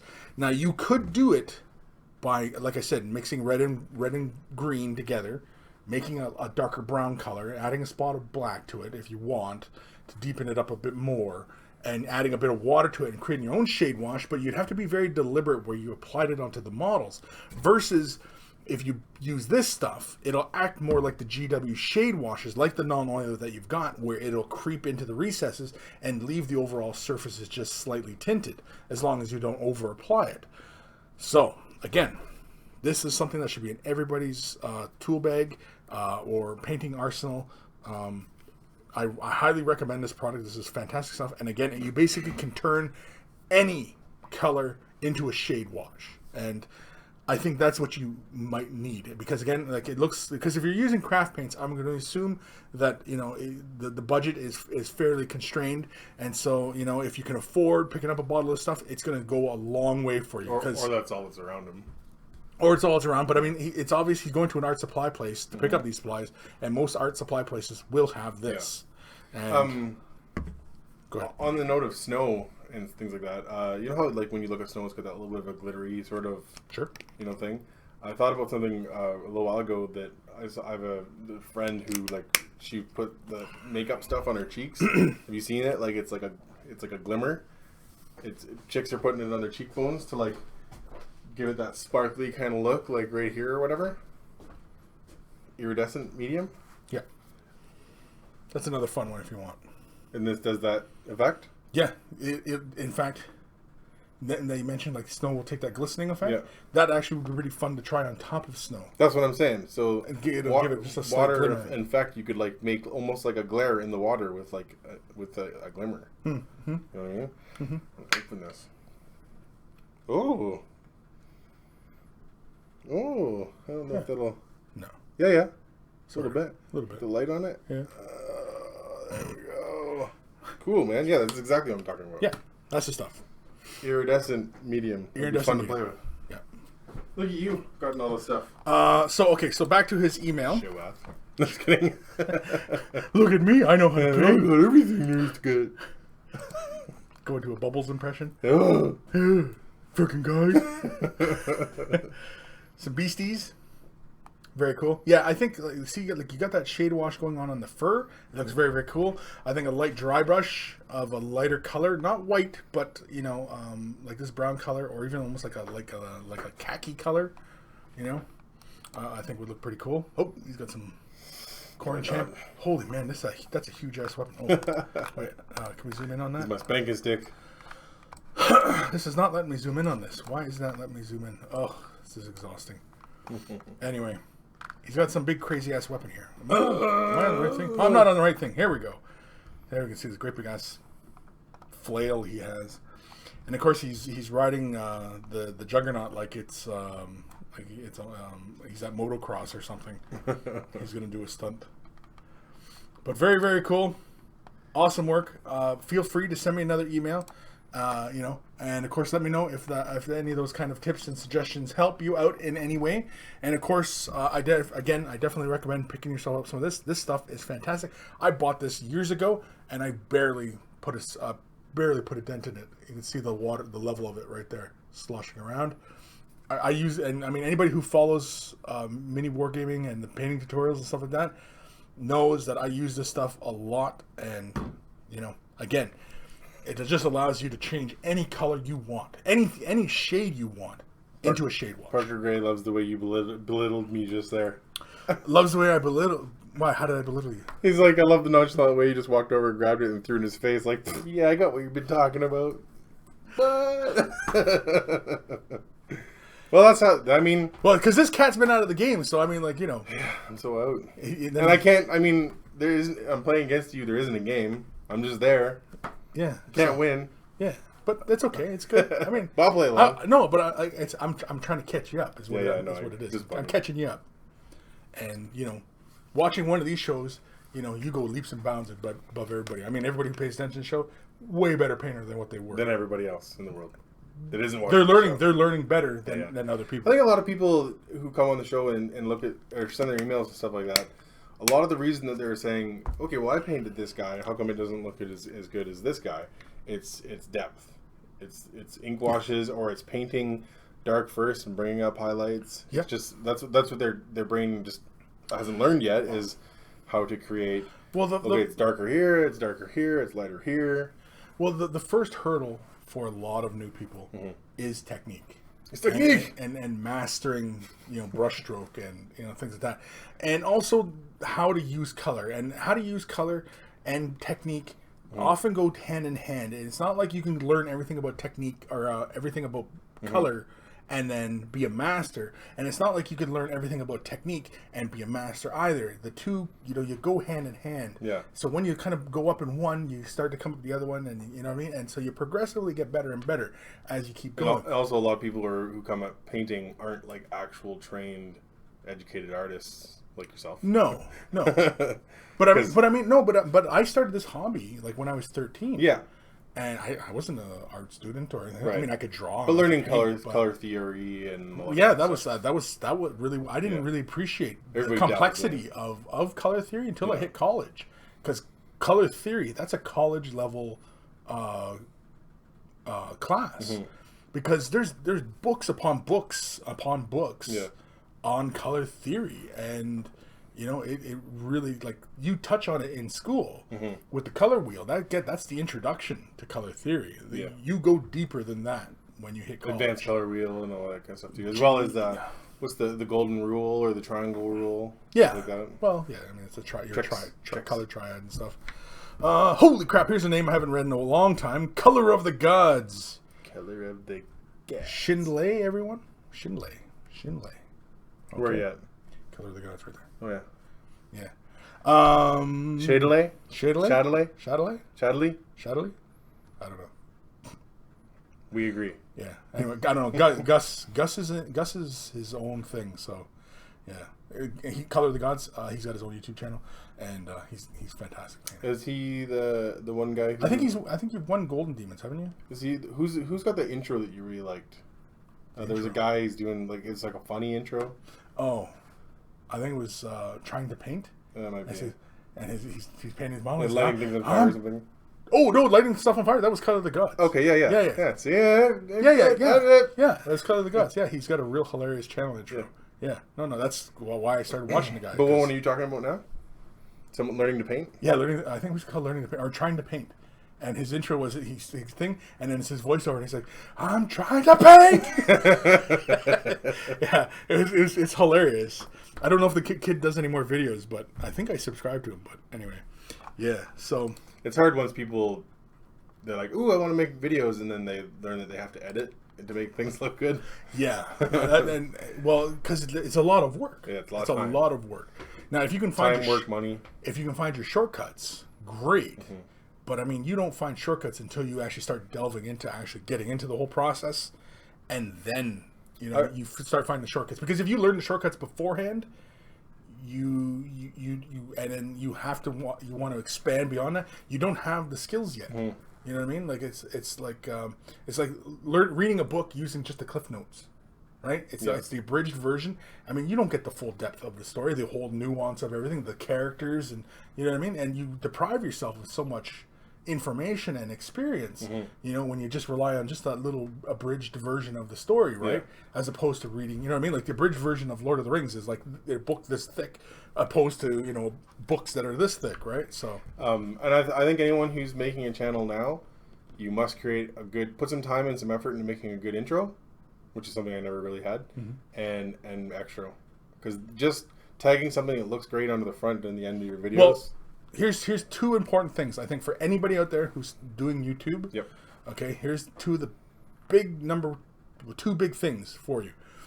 It doesn't matter your camera. The quality of your camera really is not that important. I fuss about it, but it's really not that important. Your sound is number one.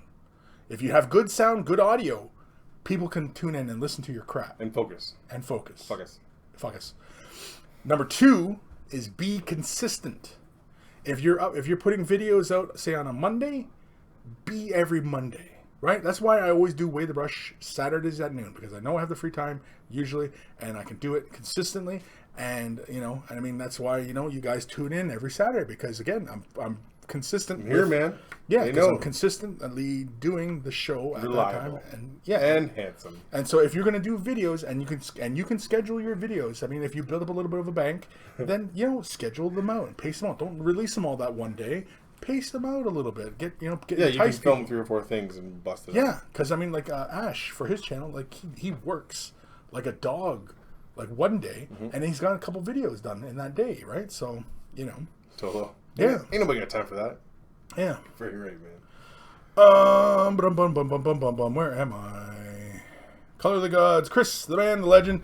Been a long time. Been missing you, man. I need to do more skits with silly voices and blowing things up. Yeah. No, and Gus is really great because he pulls no BS, and he'll just use whatever language he wants. Yeah. And well, it's a good thing about it being your thing. Yeah, and exactly. And Way of the Brush is your thing because you've been like a teacher mentor to a bunch of us for painting, and that's kind of been a bit of your role in this hobby. Yeah. Really, you taught Keith, you taught Kris, you taught me. Yeah. Probably taught me some stuff. Taught all buddies here and all that kind of stuff, and this is very much, in my opinion, your style of things is like, here's the knowledge that's cranked in my head, like get it out or I'm gonna go crazy. Yeah. Which is cool. Yeah. And if your thing is somebody else's thing is painting models and eating pizza and farting.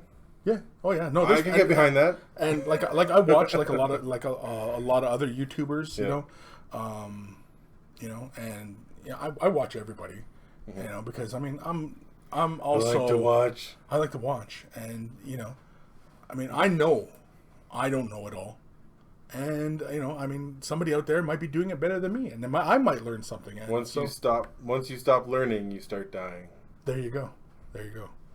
Exactly. Spitting that knowledge. Just spin it or spit it?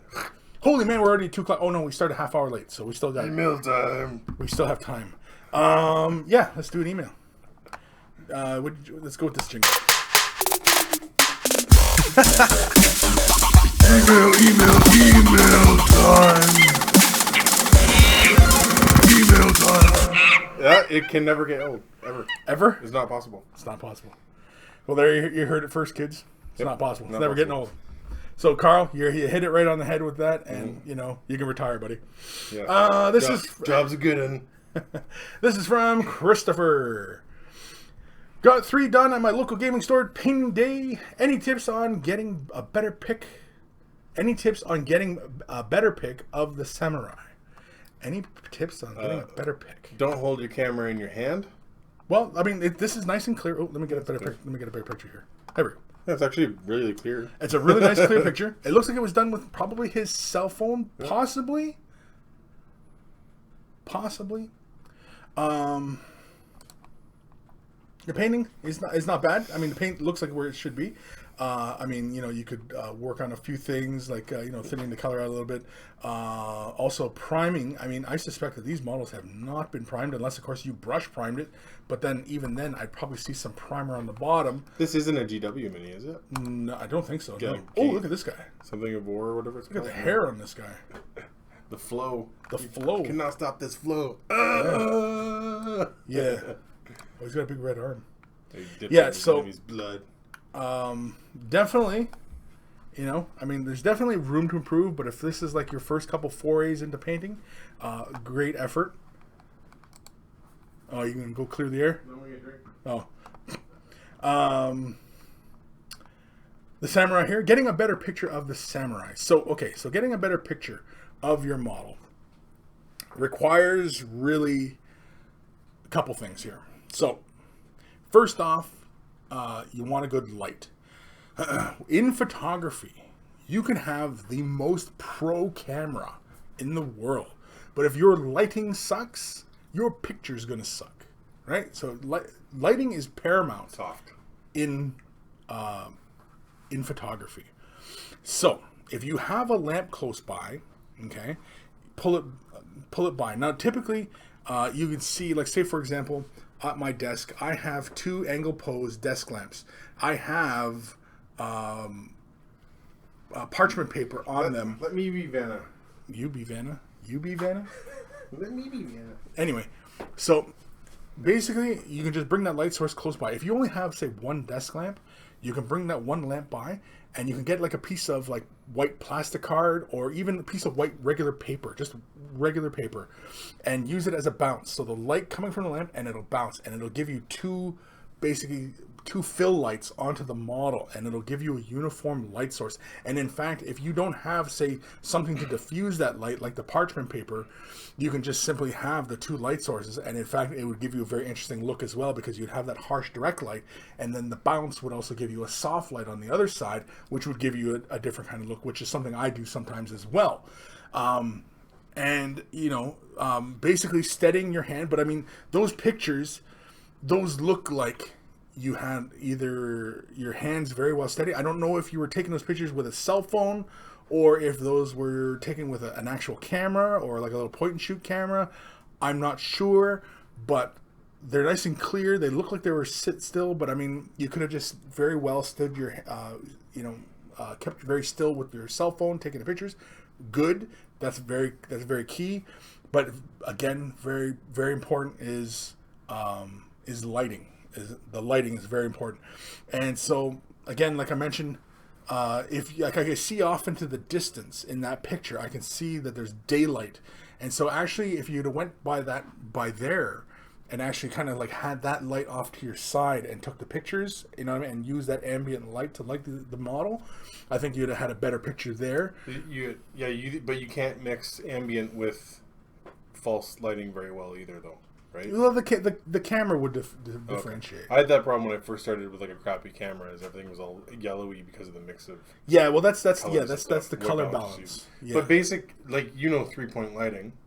So basic 3-point lighting, if I could use you as a subject, would be you would have a light here and a light here, shooting the kind of the top of the face from here, and then you would have one more light shooting the back of the head. That's your basic 3-point lighting. Right. That's soft, using a diffuser of some type. And now the light from the back, that's typically because when I normally do the show, you'll notice that I often have a hair light on one, and Just to make you pop out from the background. And, a little bit more. Yeah, I mean, I wish it was a little bit brighter to get more of a pop, but Well, I mean, I can turn this sucker on. We can really cook in here. yeah, no, we're not doing that. No, No, we're not cooking because it's gonna smell like somebody's roasting a ham in here. to our fat bodies sweating all in here. Anyway, PHAT. Come on, man. Right, fat. Excuse me. Yeah. So Lighting is so lighting key. lighting is key though. Lighting is key, and absolutely like 100% soft lighting in miniatures. You can't just throw a light on it. It's gonna look hard and crappy. You can, but Mm. yeah, you're gonna have harsh shadows. That's really what it is. You're gonna have harsh shadows. Diffuse. And if you diffuse, you'll have soft What if you shadows. could diffuse with a bounce sheet and then make your studio smell delicious? Not delicious. You should never eat bounce sheets. Don't eat those. Yeah. Johnny Ray, the lube is flowing. I don't have any lube here. I got some Perel though. Nope. Oh, that's not Perel. I'm out. It's hand sanitizer. Anyway, where are we here? Comments? No comments? They're going off. They're talking about taking pants off. It's time to move on. Yeah. Oh, jeez Louise. Taking the pants off. Good grief. Can't help that I'm afraid. Try to Amazon. What are we talking about here? I don't know. Vallejo. Probably when we were talking initially about the flow aid and stuff like that, and using the flow aid. Okay. Yeah. Because some people, it might be kind of hard, but usually, typically, a lot of Liquitex products, and I mean, this is called flow aid. Some others, it's called, I think Reaper, the miniature paint company. Reaper. Hi, Dr. Zantos. They produce a flow additive as well. Say goodbye to Dr. Zantos. So Dr. Zantos, he's got to depart. Thanks for the show, Kris. Show Monkey and Chat Monkeys. Monkey. George hints, I have to go and start the game. Life is tough. What game? Start the game. I don't know. Okay. Good luck. Yeah. Play hard. Play hard. Not like... We work hard. We play hard. Mad Cow Crazy. Kris, you promised last week you'd show my 3D modeling project with the Tiger E Lehman Russ replacement. But he's a liar. I promised? I don't remember promising anything. I had that Henry Rollins stuck in my head because I said that the next time I'd be on your show, I'd wear my Way of the Brush t-shirt. Yeah. Which I bought one, guys. I got one and wore it to work the first day I got it and caught it on a nail and tore the back open. So I have to get another one. Which he's fine with. And totally fine with me buying 2 shirts. And Mad Cow, you just sent this email to me, dude. You just sent it to me today. And Mad Cow's so pushy. I know. Because he's a mad cow. He's a mad cow. The mad cow. He's got the mad cow? Mm. Okay, holy man, this stretches out. Okay, well, you know what? We will do an email from Mad Cow because, I don't know, because we can. Because he's crazy. Because he's crazy. This is from Mad Cow. This is his 3D sculpted Tiger E Lehman Russ counts as. Hey Kris, as promised, I'm sending you some pictures of the Tiger E I'm working on right now. To make a conversion like this, the best way to do is to scale down up your replacement to be exact length of the vehicle. Then all you have to do is make it wider and taller, and so it gets the right proportions. You can't just stretch the model because all the decorative items become deformed. So after making the sides wider, bottom lower, and top higher, it's time to rescale all the decorative doodads like exhausts, view slits, gun ports, engine vents, etc., etc. I also need to lower the wheels and tracks so they don't touch the ground at the same height as the Lehman Russ. Hull is rescaled and done, so doodads and tracks are what's left to do. After this, I just have to send the model to get 3D printed somewhere, preferably the best print with the highest resolution. Don't want build lines and such. Not sure, but it will probably cost around $100. And so I have the model 3D printed as much at such a resolution. Then all I have to do is make a mold and of it in resin cast as many copies as I want. To better explain what's going on in the pictures, here's the breakdown. This picture shows the Tiger E scaled down to the same length, not scale, as the Lehman Russ. As you can see, the model makes the Tiger E a lot smaller than the Lehman Russ. So let's have a look at this picture. So he's like doing this up in CAD or whatever? Sure. I have no idea what he's doing, like what program he's using. But here he's got his front view. He's like, well, you told me to send the pictures in for the show. Anyway, yeah, no, it's fine. I mean, I'm not complaining. I always want emails. It's just that Mad Cow butted the head of the line. Anyway. Yeah, so here's the Tiger E, and he's going to... Now, I'd assume that you were gauging it by the track width, right? I'd assume that was what you were kind of eyeballing by, and not actual kind of like, you know, what kind of scale the Lehman Russ would be in real world. I suspect the Lehman Russ would actually be very much bigger than the Tiger. Just because, I mean, like, you know, the sponson, they say, like, there's a dude in here, there's a dude driving, there's a dude gun in here, there's a dude over here, and there's a dude up here. And tanks are squishy on the inside. They're made for small guys, like, in the real world.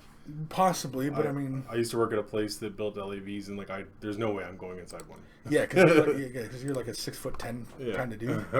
Yeah, see here, now this actually scale looks kind of appropriate for a Tiger body in comparison to the Lehman Russ.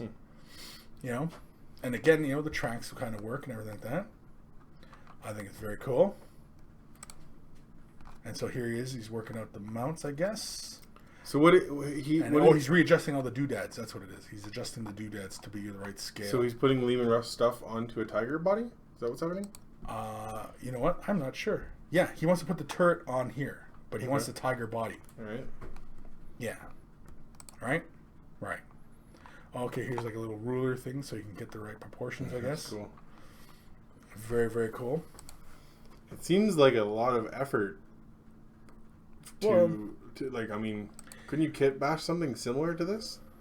But I mean, I guess that's what you do. It looks amazing, dude. Well, I mean, yeah, I mean, he could grab. Okay, like they say for model kits, they say it's a I thought it was 142 and 150 something or something like that.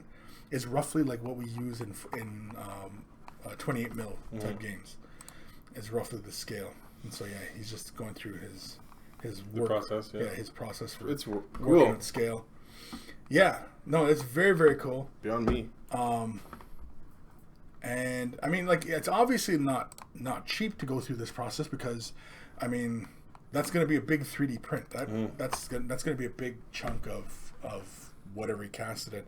I know Shapeways is a good one to use. Their prices are very affordable, and they can print like crystal glass. Like it's like really fine. Like you don't see the build lines, but unfortunately, you're gonna pay for that extra fine detail. It's not cheap. But again, Mad Cow, thank you for sending that in. That was awesome. Very, very interesting. And it'll be cool to see what comes of that later for sure. Yes, definitely. You send pics when you get it in, because I'd like to see what it is that happens. And if, of course, for anybody else, I mean, like I was mentioning before, like with the scale, I'm pretty sure it was like 142 or 148 or something like that was the scale for like 28 mil models. And so if you can find like a tank in that scale, because like bolt action. You've heard of bolt action. Yep. Bolt action is 28 mil, I think. Or is it bolt action? I think it's bolt action. 148 scale model would match a 156 Russ. Yeah, again, that's what they say is roughly the like that's where the scale is. 28 mil is really... They're so fragile and they break if you look at them wrong. Well, they can be, yeah. But I mean, if you're looking for just that Tiger body and you throw the Lehman Russ turret on, I mean, there's still going to be a lot of things because, I mean, those World War II kits, especially if it's a good company where they're really great at capturing detail, you're going to find like armor panels have like little rivets and stuff like that. And the Lehman Russ doesn't have that. Lehman Russ kits don't have that level of detail. So they may in the future, but otherwise they're just flat blocky shapes. You know what I mean? There's no like little details like that, like panel lines and welding marks and stuff like those really kind of awesome. Historical versus game is always great. Yeah, exactly. It's Mad Cow Crazy says Problem with using the 135 is that it's almost twice as large as a Lehman. The 148 is almost perfect, but not tall enough, so you get modeling for advantage problems with the Tiger E being half as high. Well, you could raise the suspension, I suppose. But I mean, yeah, I mean, if your gaming group is really that fickle, and I mean, with this coming edition, I really don't think that's going to matter. Yeah. I don't think modeling for advantage, I don't think there's going to be too much of an issue. Really sounds like it's just a cool project that he wants to do. So he's doing this sounds like a cool project. And rad. I mean, continue on, dude. I mean, I'm not trying to discourage you or sway you in any way. I'm just, for anybody else just questions. There's so many questions. Yeah, I mean, like, I'm just, anybody else who's inspired by what you're doing, awesome.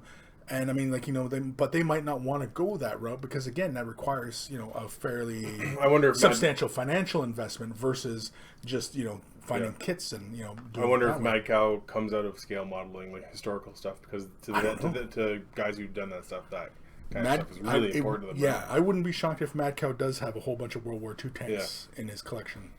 I don't know, Mad Cow, do you have, are you from the scale modeling world? I mean, I know there's a couple people that have been, they've been voicing that, I used to do scale modeling, but I got into 40K, and, it's a different ball game because... And you can learn lots of cool stuff from those guys, though. Oh, tons! There's tons. It's a completely different world, scale modeling. Remember when Forge World did the one painter book, the first one? Yeah, with all the weathering and stuff. I feel like a lot of scale modeling influence came into that book. Tons. It was all, that was all scale modeling. Yeah. Scale modelers were using that technique for ages. Yeah. I mean, I use... Future floor polish as a gloss varnish. Me too. And that's only from and it smells nice. That comes from that. Using that come from scale modelers. Yeah. You know what I mean? So, yeah. Where are we in the comments? What time are we at here? Holy man, we only got 15 minutes left. The GIM. You could 3D print the bulk of the Tiger chassis in cheap plastic, add shapeways, and have the doodads in a higher scale, make molds of this, and then make your own, but lots of work. Yeah. Well, I mean, going all this route, and basically he's prototyping this, right? Yeah. The prototyping is going to be a fairly substantial investment in resources, time, and it's not even guaranteed he's going to be correct. Even once he has an actual model in his hand, he might actually like how some things work out, and so he may end up having to purchase another one. You know what I mean? So, I might start watching the show just to see where he goes with it. Yeah, I mean, Mad Cow, I don't know if you do the blog thing or anything like that, but yeah, definitely, I would, document your efforts, or keep sending me emails. Yeah, big undertaking. It's pretty awesome. Keep sending me emails on your updates. I mean, I'm happy to show off your stuff. Will they make a new testicle rhino? A new testicle rhino? Oh, true scale. Oh, true scale. Will they make a new true scale rhino? I think they will. If those guys aren't fitting that thing. I mean, honking in there. We've seen the Dreadnought today, right? The Dreadnought, and he's bigger. It opens a whole new door. True scale rhino, true scale drop pods, true scale. And by the time, because I argue that by the time we get to the next edition change, that is going to be the scale. Bigger is better. Yeah, that'll be the scale. Do you think they'll do away with smaller Space Marines? Yes. Yeah, they'll be gone. Go figure, right? Yeah. Scale change. But I'm as I get older, I'm becoming the angry basement gamer, for sure. Becoming the angry hipster kind of gamer. Yeah. Back in the day, metal, lick lead. Back when the models were lead. Where is he? Where's my Nurgle? Yeah. Oh, I can't reach him. My Greater Demon of Nurgle. He's lead. Oh, he's right there. Okay, how much do you? Be careful. Be careful. Oh God, be careful. I don't have. No, not that one. What? Beside him. Oh, we're going way back. Okay. Yeah, that guy. He's lead. Well, that wasn't lead. That's pewter. You kill somebody with the second Nurgle iteration, but the first iteration of Nurgle. Yeah. He's so heavy. Yeah. This guy. I still have this guy, and he's lead. And he's one of my old... What? They don't need to see it clearly. They just see which one. This is one of the few early paint jobs of mine that I was actually pretty happy with, and that I spent a lot of time on. And you can see he's still on an old square base. And look at that. He's got a green rim. He does. This guy here... You know what? F you. I'm doing green rims. Forever. Seeing this guy today brought me back because this was one of the first things that you taught me how to paint was metallic purple. Because that was my first Dark Elder army. Well, because like metallic purple, GW used to produce a metallic. We made it. Yeah. Or no, yeah. They did have one. Yeah. We just added silver to highlight it. Yeah. Chainmail silver. Yeah. But scale 75? So many days of me painting a guy. How's this look? 3 brush strokes. How's this look? 3 brush strokes. Is this okay? Kris just got like, I get this kid out of my basement. Yeah. No, those were good days. Yep. Those were fun. Johnny Wraith. When this is all over, we should get a place together. No.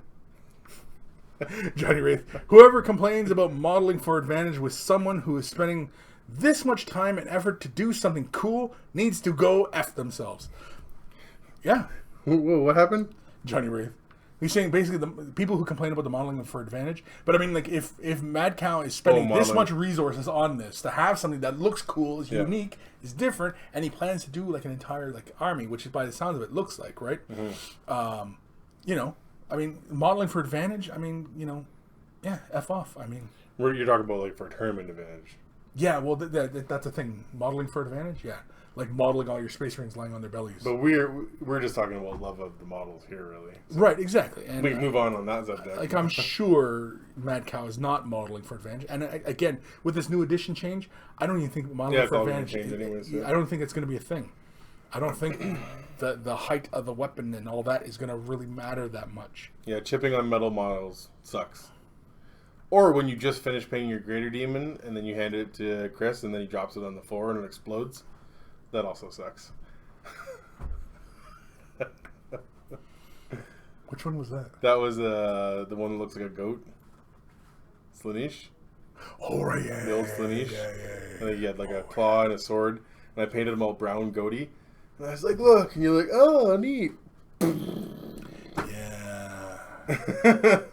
And then you stood there like this. Oh. Yeah. No, because I've done that a couple times to some people. You know. Well, you got those big meat hooks. Yeah. Dwarven hands. Color of the Gods. Oh, I can dish out enough anger in my videos for everyone. Sugars, Kris. I have an issue with an old metal model. They chip so easily. Any idea how to get around this? I originally bought my most of my army 12 years ago. The metal model's chipping. Gloss varnish, matte varnish. Yeah, that's a good varnish. I mean, really, it kind of begins, you know, obviously like giving them a good bath, giving them a good scrub, degreasing them essentially, getting a good primer, not too heavy, right? Because again, when the paint and primer are too heavy and too rigid and too hard, shock will make the paint chip and fall off, right? It'll be like an eggshell, right? It'll be too heavy, and when something shocks it, it'll crack and it falls off because it's too hard. Whereas you want the paint to be fairly thin, and you want it to be flexible. So as the model, even like through temperature differentials, and flexible dropping and things like that, you want that to flex because that's not going to come off. It's going to be permanent. And so again, you know, also it does. You know, this is where what paints we're using does play a factor, because sometimes certain craft paints and things like that, they dry almost like tempera paints, where they have this very, very brittle finish to them. They're very, very dry, versus, you know, like say Citadel or Scale 75, where they dry with this, you know, glossy kind of sheen to them, because they're almost like a latex paint almost. They're very, very flexible when they, and you can tell by your paint when you can put it on, like say the palette, and then peel it off. And if it peels off and is really kind of rubbery, then you know that it's going to be fairly flexible when it's dry. I have always found also, and I don't mean to say use GW paints all the time, but GW black primer sticks to metal better than anything I've ever used. Yeah. Yeah. Maybe there's something in that. Sure. Science. I mean, you know, I would suspect too, like auto body paints, like Krylon, stuff like that, I think work very well as well. But thick and scary. But they're thick, right? The danger is over priming when using those. I've never had any problems using Citadel primers. These days, I airbrush all my primes, so it's often Vallejo, or as somebody corrected me, it's Bellagio. Vallejo? Vallejo? Oh, I can't remember. I've been saying Vallejo wrong all the time. I do not use Vallejo airbrush primer on metal models. No? Ever. I find it just comes off all the time. Really? Yep. Interesting. I didn't have any problems. Well, there you go. Yeah, but like, there's a difference between painting it and putting it on the shelf and painting it. Exactly. Yeah. Beating the hell out of it, right? Yeah. So that's in my I'm trying experience. to think. Well, because I remember like my War Machine models, they were all prime black. And putting it in foam cases. Like I did a lot of that kind of stuff, and I found that the Vallejo primer is amazing on resin plastic, but on metal, I much prefer GW black spray. You know, And that's my 2 cents. I prefer GW white. If I'm using a spray, I prefer white. So you're spraycist. Spray system.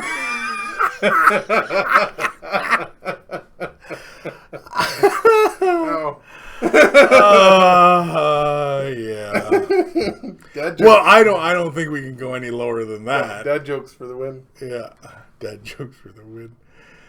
Oh man. So I don't think we can go any lower than that. Haldane Urbanist, 2-3 coats of Vallejo satin varnish works for me. Only had one Banshee chip, and her arm came off. Then I knocked her off the table. Or when I knocked her off the table. And that's probably an airbrush varnish, satin Vallejo. Satin, yeah. Well, satin is just like semi-gloss, right? I have like a whole Vallejo paint set that I have to throw out because they're just so old they're drying.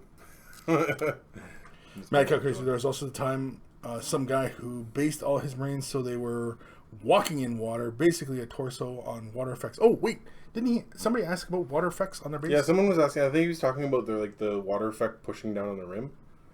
So yeah, you might have sort of skipped through that a little bit. Yeah, I think we might have missed that part, and so. But if he's watching, the answer is to do a tape rim. Just dam it.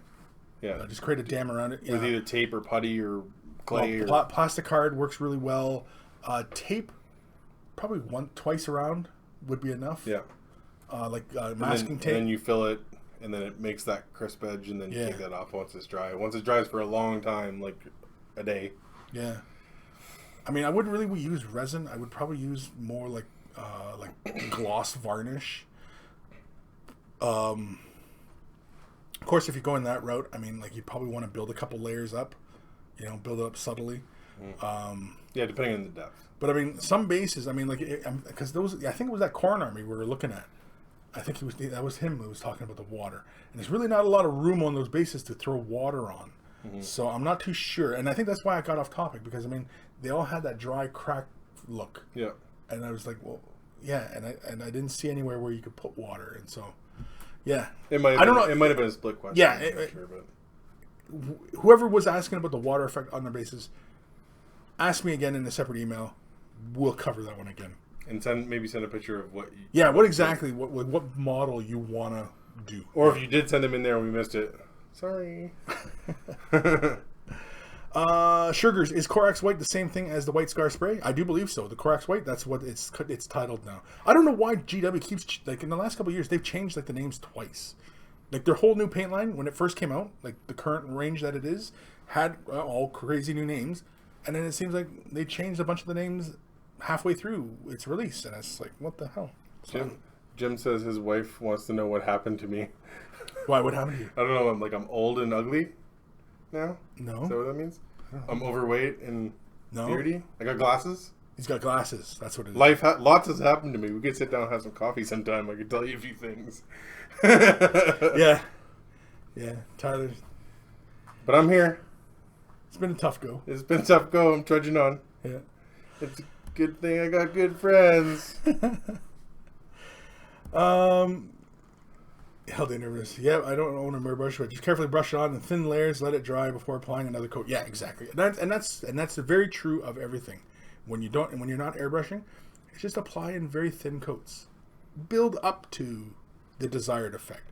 Don't try and accomplish it in one go, because oftentimes you could get it, you could get lucky and get it, but oftentimes it ends up getting screwed up, and you end up, I'm not happy with the results. Whereas if you slowly build up to the effect, you'll be much more happier with the results, because then you can adjust. You can say, I can go a little bit thinner, I can go a little bit thicker, I could go here with it, and you know what I mean. So it's all about taking your time and really being very deliberate with, how you're applying your colors, your mediums, varnishes, all those things. The water effects from the scale modelers is what I've seen used mostly for like doing deep water and like putting fish or leaves or something. Yeah, and I mean like those bases, they're not very deep. So I mean like, and I mean they weren't like prepared like a scenic base, and that's why I think why we got derailed off. You've seen people drop their bases into the ground so that you can put water and stuff in them, cut it out and put a plastic card in the bottom of the base, and then you have depth that you can work with. Yeah, and stuff. Jordan, he used to be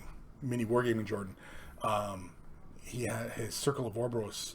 He had like these little trees on the bases of like his wolf warborn. Yeah. And he cut out like a little wedge in the base, filled it, and then put water in it. And so that the base height was still the same, but it had that water depth in there. Yeah. So that was the first time I seen it. It was Jordan. He was cutting it into his bases.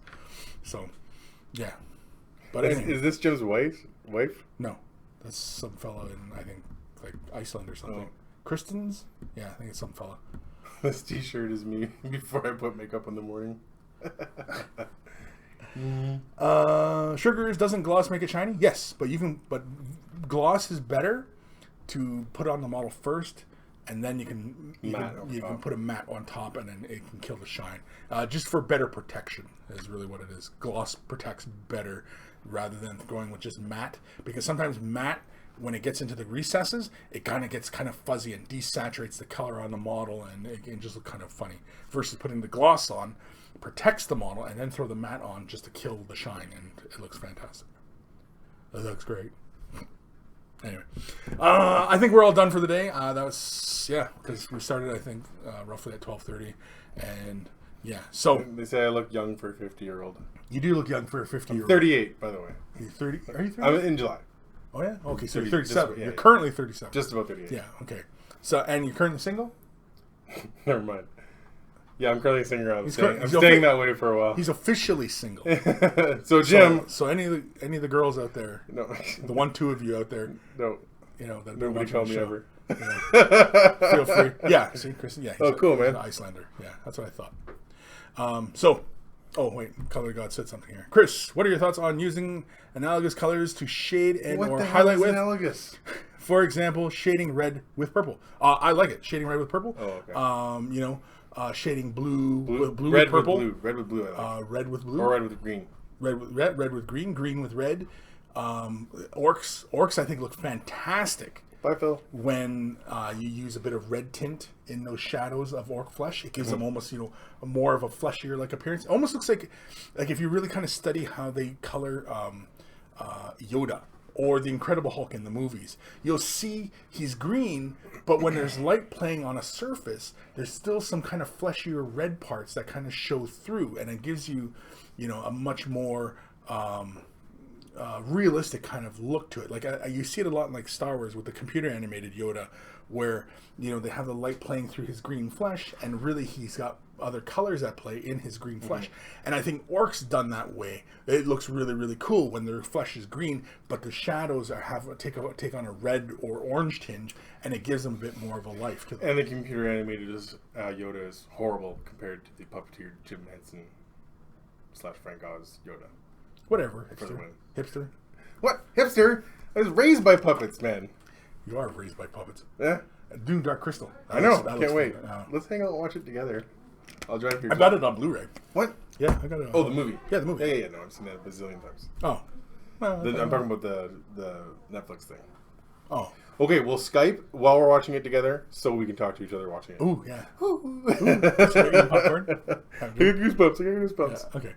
So, if you have any questions, comments, your commission painting service, you want to draw up some extra exposure, or you just want some help with your color scheme or whatever, send your questions and comments to Kris@miniwargaming.com, and be sure to attach any pictures if you have any pictures, because a picture is worth 1,000 words. Send it as an attachment within the email. Don't try not to link it to, like Imager or any of those other third party, just because they got ads and crap, and it's attach it. Just attach it. Just attach to the damn email. It's easy enough. I know it eats up a bit of bandwidth, but hey, just freaking attach it. So, anywho, join me on Way the Brush Facebook page. Of course, at waythebrush.com will take you right to the Facebook page. So anybody who forgets, Way the Brush, of course, because Way the Brush site will happen at some point in the future. Don't know when, but it will. And of course, t-shirts. Want to look nice, man? We none of us wore our t-shirts today. I should have worn my t-shirt today. I ripped it. Good. Oh yeah, he bought it. The day I got it. And then So angry. Follow Instagram. Yeah. I know you're new to it. Instagram, Twitter, all the social media stuff. I don't. Twitter's terrible. Do people do Tumblr still? No. No, Tumblr. You're showing the age. What about G+? What? No.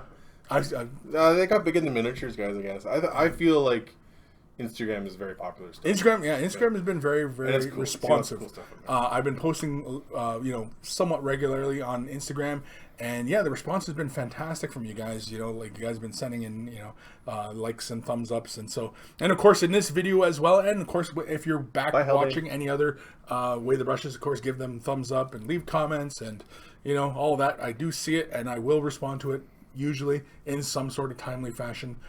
Facebook page, of course, I try and respond to that right away because I get the notifications right away, and so he just stares at his thing all day. I just stare at him. I'm like, please, somebody send me a message. I'm so lonely. It's so cold here. It's so cold. And so, all that. Any parting words of wisdom? No, it's just really nice to hang out, and when you don't get the chance to do a lot of the stuff that we love, it's nice to be around at least. It is nice. It's been great to talk to everybody. And of course, and a lot of them are the same kind of thing too, as well. Except for you, Jim. Yeah, and it was great seeing Gus again. It's awesome. Hopefully you tune in more often, Gus, because Gus's opinions on things are very interesting. Again, plus, everyone should know a guy named Gus. Gus, yeah. Yeah, he's the only guy. I mean, I've never met Gus face to face. Yeah. But I'm sure he's freaking hilarious in real life. So take care of your brushes. They'll take care of you. And I will see you guys next week. I think, hopefully, better. I don't know. Facebook. Somebody sent a Facebook message. Whoever did it, good job. Oh, you guys are a bunch of smart asses. All right, I'm getting out of here. Let's go enjoy the rest of this Saturday. Bye, everybody.